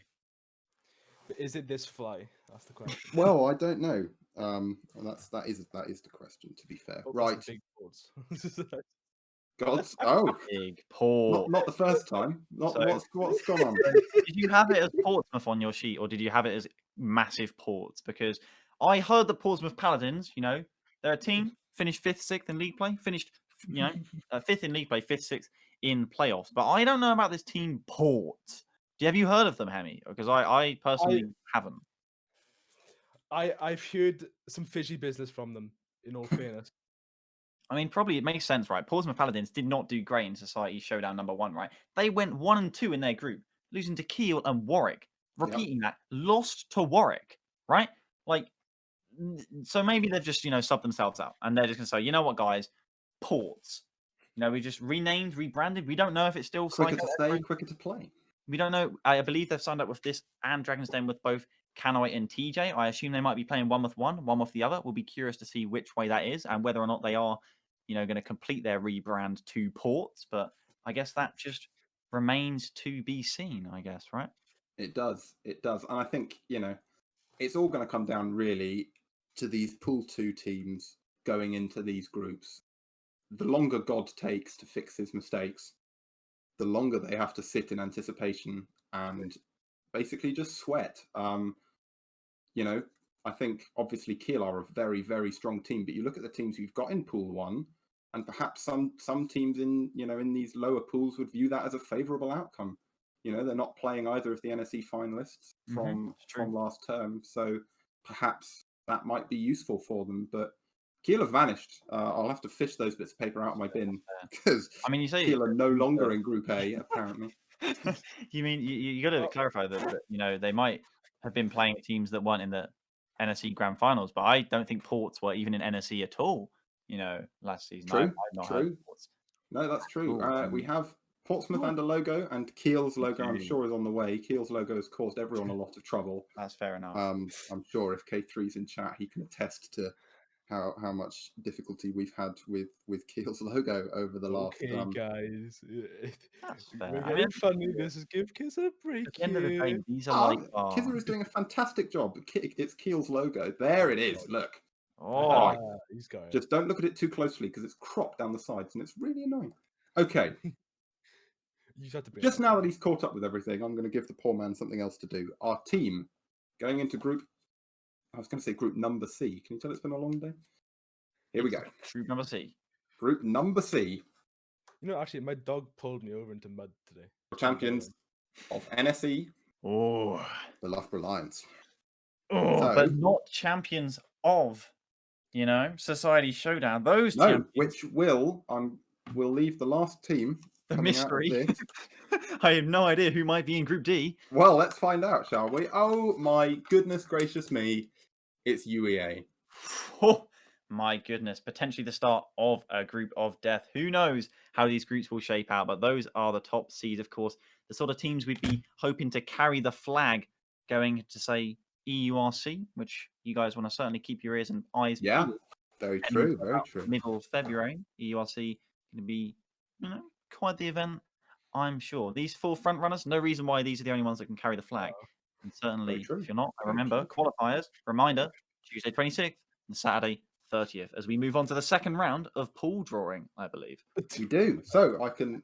I think we may need a second. Yeah, no, I am. Don't worry, I'm doing it slowly. I need somewhere to put this bowl because I'm gonna swipe it off my desk. I just know I am. Right, there we go. Do you tend to make some Mediterranean diet in that bowl? You just like hummus or Not what do you just tend to cereal, eat out really. of Just cereal. Just cereal. Yeah. Just cereal. Okay. Family has soup sometimes. I'm not a huge soup fan. It obviously depends on the kind of soup, but I tend not to have very much. So mostly just cereal. But today bits of paper. So it's a change of scene for the bowls at least. They've done That's fair. something new today. I've already got one large paper cut on the inside of my thumb. So just know, these are the sacrifices I make to run a community tournament. Okay. The question is, how the hell have you already got a paper cut? I'm trying, right? I'm trying very hard because I wrote on them in quite a delible marker, like a whiteboard kind of pen, right? So that it's very clear when I show it to the camera. So I'm trying really hard not to look too closely at the bowls, because if I start rummaging around a bit of paper, I can accidentally see some of the letters through the back. So I'm doing it blind and looking deliberately at the camera, which means I'm just sort of grabbing the edges of loads of bits of paper and lacerating myself in the process. Okay, I'm not gonna lie to you. Okay, Here's a bit of paper. I'm gonna put it on my desk. Okay. But you haven't folded it up. I've got more edges in a smaller space. We have Luffuria. Okay, I'm gonna put this on my desk. I'm not gonna look. You're putting it flat on your desk, Hemi. Mine's inside a concave bowl that I'm rummaging around. What am I I hearing? picked it up successfully without hurting myself. Congratulations. You've managed to pick a piece of That paper was off. all to buy time for Group D. We can sum up the stream for GM who had to go for dinner. GM, we've drawn the first 4 teams. UEA are on their way. It's a long way from East Anglia. Yeah. God can work miracles, but it did take him 7 days to make one planet. So give him some time. Yeah, and to be fair, he did East Anglia last then as well. So it makes sense really that East Anglia's last this time. If we think about round 2 though, and for me personally, if Here I'm we go. those 4 teams, the team to avoid really is Salford. If I guess, then if I was looking at it, I'd be I don't really want to have to play Salford, right? But I'm also curious, if Salford end up in say Group D, we get a rematch of that smasher of a championship bracket playoff series between UEA and Salford that went all the way to Game 7. So I don't know. Personally, for the sake of entertainment, I'd love to see Salford in Group D as well. Certainly, most people, not me, would say that you'd want Lancers in your group, but Lancers have beaten Portsmouth before. Curious if we get to see that potential rematch. And then there's a real unknown factor with Arctic E-Boys. We really don't quite know how high their ceiling is. I mean, it depends on the builders and the construction, but it could be quite a high ceiling. It's very difficult to call. And then there's Warwick, but no one really cares about them, right? I think Warwick probably care about Warwick, and they're one of our biggest societies. So I would just like to point out that my views are not reflected accurately by the words of Tylacto over here. The views of his personal opinion do not reflect that of the University Rock League podcast, no Society Showdown for that matter. Any resemblance to events that have happened, either real or fictitious, is purely coincidental. Right. We've kept these 4 people waiting multicultural and what's the long enough. Here we go. Look, here's some content for you guys. My cat's just come back. So she's clearly excited for group. Okay, I've got a good idea for content. Say spell out each of the names on the screen right now. I mean, you'd hope as a final year art student, that wouldn't be beyond me. But at this, I've been up for a very long time, so you really never know. We're doing Group 2, or Pool 2, I should say, and joining Kiel in Group A. This one. Here we go. Intense. Ooh. Guys, don't worry, I'm bringing more Especially content. tense if you're Tylacto. Lancaster are Oh, joining Kiel in Group A. I believe it was the match that meant Lancaster could potentially have made championship playoff brackets. They had to beat Kiel, if I remember correctly. Group of life. They just didn't Treehouse quite called it. manage it. They got completely, they completely got swept 3-0. Unfortunately, it didn't matter. If they won, it wouldn't have mattered because Salford had made it in. This could potentially be the Group of Life. Who knows? That's a lovely name. I mean, curious, maybe we get the Warwick Portsmouth matchup. That'd be interesting. I mean, with regards to Warwick, I mean, usually I'm mean to them. I mean, it's just the reality is that they're such a good team, Walden, Treefork, Alice, the Cat Whisperer, Meow. Treefork wants it. It's just such a damn good team. But then you look at their results and they got third in Newell. That's okay. They got 2-1 in their group last Society Showdown back in October. That's okay. Yep. They were definitely a playoff worthy team, judged by pretty much everyone pre-season. And then they were just like, you know what? We are too cool for playoffs. It's just kind of weird. I mean, but at least, they beat Essex in Challenger bracket. They won Challenger bracket. So maybe they're on the up. But could you see them topping any of these groups against Portsmouth, Loughborough, or UEA? I mean, maybe, depending on how UEA perform with new thirds Ortega. Maybe they could beat Portsmouth. They're going to be different. That's what we've heard. Loughborough. Okay. Let's do it. Let's do it. Coming into Group B, we have. I'm gonna do one of these upside down. I know I am. Right, there we go. Your team from the northwest. It's Salford going in against Portsmouth in Group Number B. The group of Beth. The group of Beth. Hemi's mum's coming. There we go. This is where it turns out Hemi's mum's called Beth. That'd be the Yeah. perfect trilogy.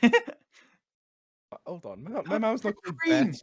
Caroline. Hello, mom. Oh, but Beth would have made it perfect from what we were saying. It would have. You got whipped cream. I respect that. Whipped cream on your dessert, which you're having out of a bowl, probably, which is symbolic because we're picking the exactly. To be fair, at this point, all I've got from these bowls is paper cuts. Whipped cream would be.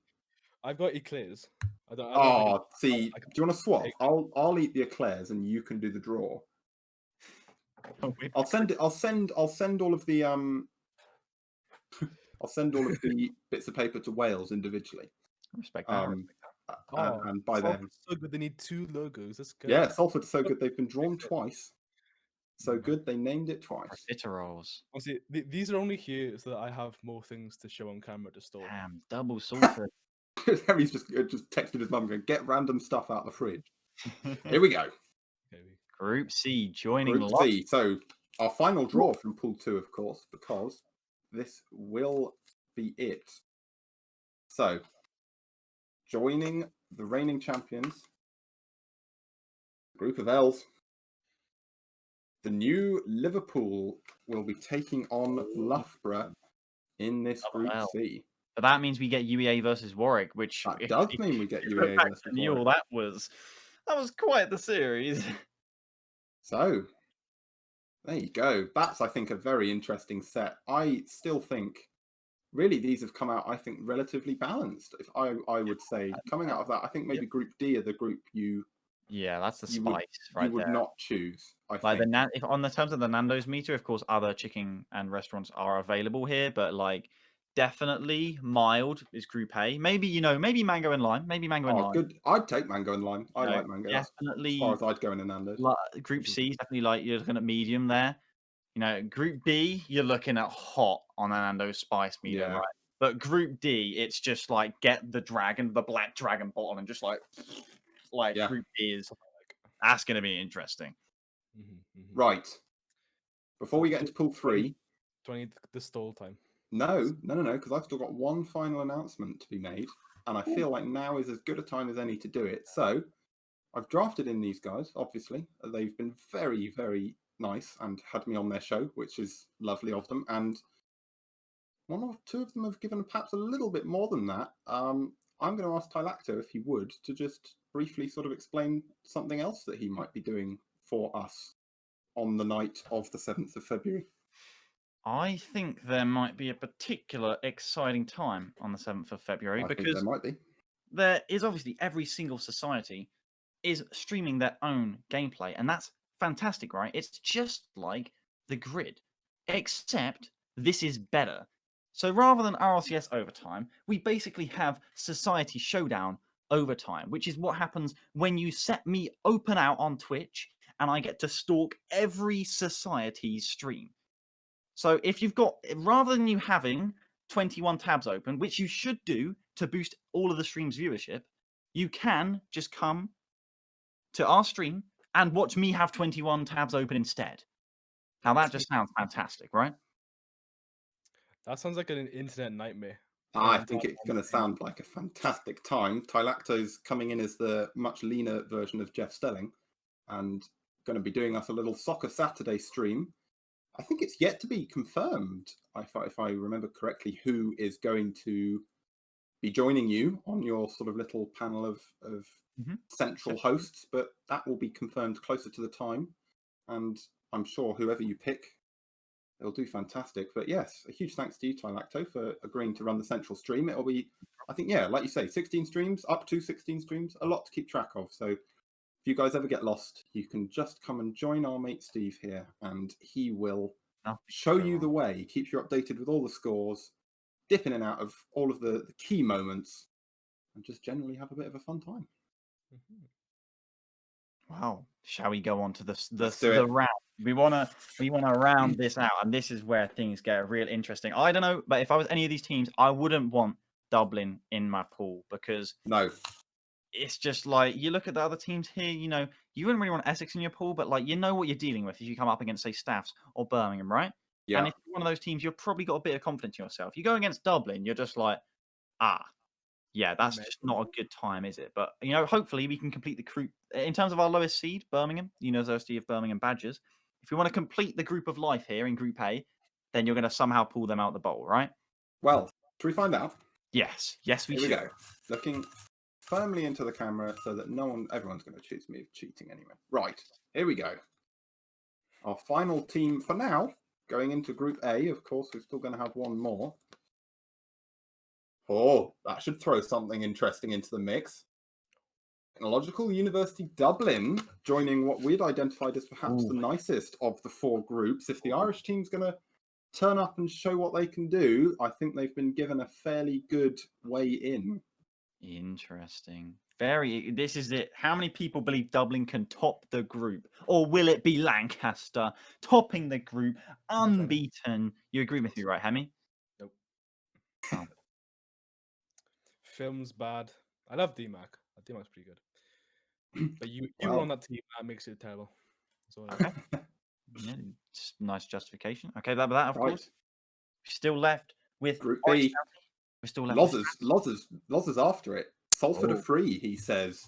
Oh my goodness gracious me. Okay. Right, I'm looking straight at the camera, but I'm using my psychic powers to do what I can for you, Lotto.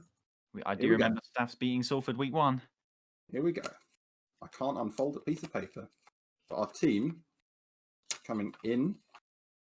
Group B, rounding it out. The new kids on the block. Essex joined Portsmouth and Salford here in Group B, which means the last two teams, bit of a rock and a hard place now for these guys. That's difficult. Group B definitely keeping up to date with the, hot Nando's sauce. That is very contentious. I mean, in terms of the Dublin roster, I think, in case you were curious, I got the Dublin roster here. It's Shane, Encannon, and My Parable. Just want to point out the two subs that were on their roster for their season were Cornetto and Skidley Bop. So if those sub names don't scare you, I don't know what will. Well, personally, I mean, for reference, we did ask in our Showdown Discord server, which you should all join. I've miraculously managed to go an hour without plugging the Discord, but please do join it. It's in all the announcements. In our server, we asked Shane, like you say, very, very, big question mark around Dublin as a team, what they're like. The best we can do really to compare them is a simple, MMR rank. They are all between 1800 and 1900 on the current MMR scale. Well, they did get to that by the end of last season, I should say. Obviously, with the new reset, it's been a bit tricky. But that's the kind of thing you're looking at. So I think Dublin have every chance here of going through, and I think it's very interesting because when we looked at it with just two teams, Group A was the obvious choice. Whether Yeah. you want to put yourself voluntarily now as the open qualifying team into a group with this, this big Yeah, that's question mark true. in Dublin, quite interesting. Very good point. Very good point. Right. You qualify first. You're just like, how It's about it's I a don't- very it is a very tricky. I did think there'll be at least one group where you go, you know what, I'm having this group. It's quite simple, but it Yeah, doesn't look like that. Let's finish it off. it's true. Final bit of paper that I'm going to draw, which means I'm finally free from paper cuts and other such life-threatening injuries. So, into Group C. Staffs.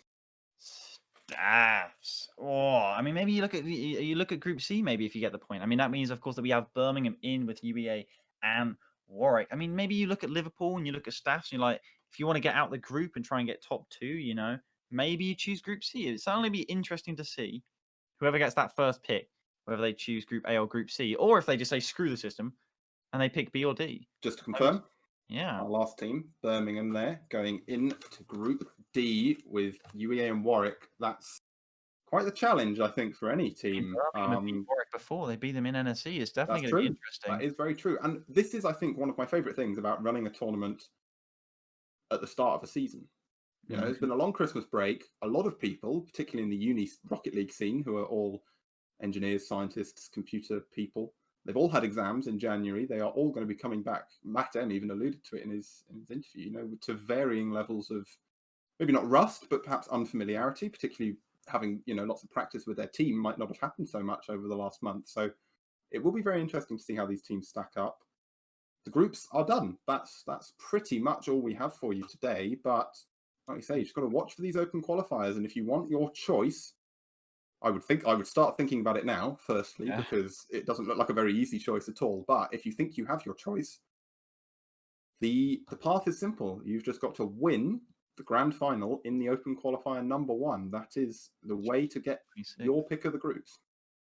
Tuesday, 26th of January, 5 p.m. start. That is the Yeah. big day. And I think this is going to be a huge day for Warwick. I mean, those are just 2 grudge matches for them, basically. Yeah. Like, if Warwick are going to say that, this is new year, new us, then they need to top this group. They can put right the reverse sweep from UEA in Newell, and they can put right the reverse sweep from Birmingham in NSE. I mean, if there's one way to make a statement, that is the dream group for Warwick, surely. You would think. Like, It's a great group for Warwick, like you say, in the sort of grudge match scenario. It's a very good sort of, like you say, these are the kind of matches that they'll get really fired up for. Treefork not backing himself there in chat, but you never know. You never know. I think all we have to do now, all of these teams have to do now, aside from getting back to me about who's running your streams, is wait and turn up on February the 7th and perform the best they can. Those 4 groups, not going to lie, from an organizer's perspective, I'm very happy with them. I think that's a very balanced set. We've come out quite well there with 4 groups that are roughly even. There's not really a sort of key, contender for group of death or the easiest way through. So you will all now, unfortunately for you, just have to tune in on February the 7th and watch either Tilacto or any stream of your choice, or all of them at once, to see who gets through. I think, unless anyone has anything to ask me from chat, I will hand you back over to our podcast hosts. Beautiful. Right, that was a lovely sound from the Hemi's whipped cream. turned us into an ASMR stream. If you want more beautiful content like Hemi spraying whipped cream right next to his microphone, then I do believe we have some fantastic interviews coming up with European competition ahead of EURC in February, coming potentially soon, early next week, do we, Hemi? What? Yes. He's running away. Hemi, you've mentioned the concept of editing a video, and Hemi's run away. He's that's fair enough. I mean, he's in his happy place. He's good, he's got the whipped cream right next to the microphone. I'm not going to say it. I definitely didn't, hear it in my ears and then just be like, "What on earth is that?" That was not at all. I was busy thinking about the interviews, recorded content we'll have for you with various competition from around Europe ahead of EURC, and we'll certainly let you know when that is out and available, won't we, Hemi? Yeah. Exactly. And that's what you'd love to hear. So certainly keep your ears Firm commitment into that, yes. for that. And of course, thank you for tuning in to the Society Showdown group stage draw. Is there anything else you guys would like to say? Or will we round it up right here? I've got whipped cream on my jacket. That's why I was Okay, yeah, we should probably. Just a final thank you before we let Hemi and clean himself up. Yeah. A final thank you to everyone for watching. Thank you to you guys for having me on. Thank you to God for producing for us. Very kind of him. You know, he's quite busy. But Sunday is obviously, you know, it's his day off, so he used it very nicely to come in and help us. So yeah, thank you all for having me. I look forward to seeing you all sign up for the Open Qualifiers and play, you know, hopefully in the main event. Look forward to the podcast episode on YouTube. Go subscribe, follow the channel. Awesome. I mean, that's as far as I'm concerned, that's all I have to say. Looking forward to these groups, as we say, and have a great evening, everyone. We'll round it out there, and best of luck in the qualifiers Tuesday, 26th of January, and Saturday, 30th of January. Thank you very much.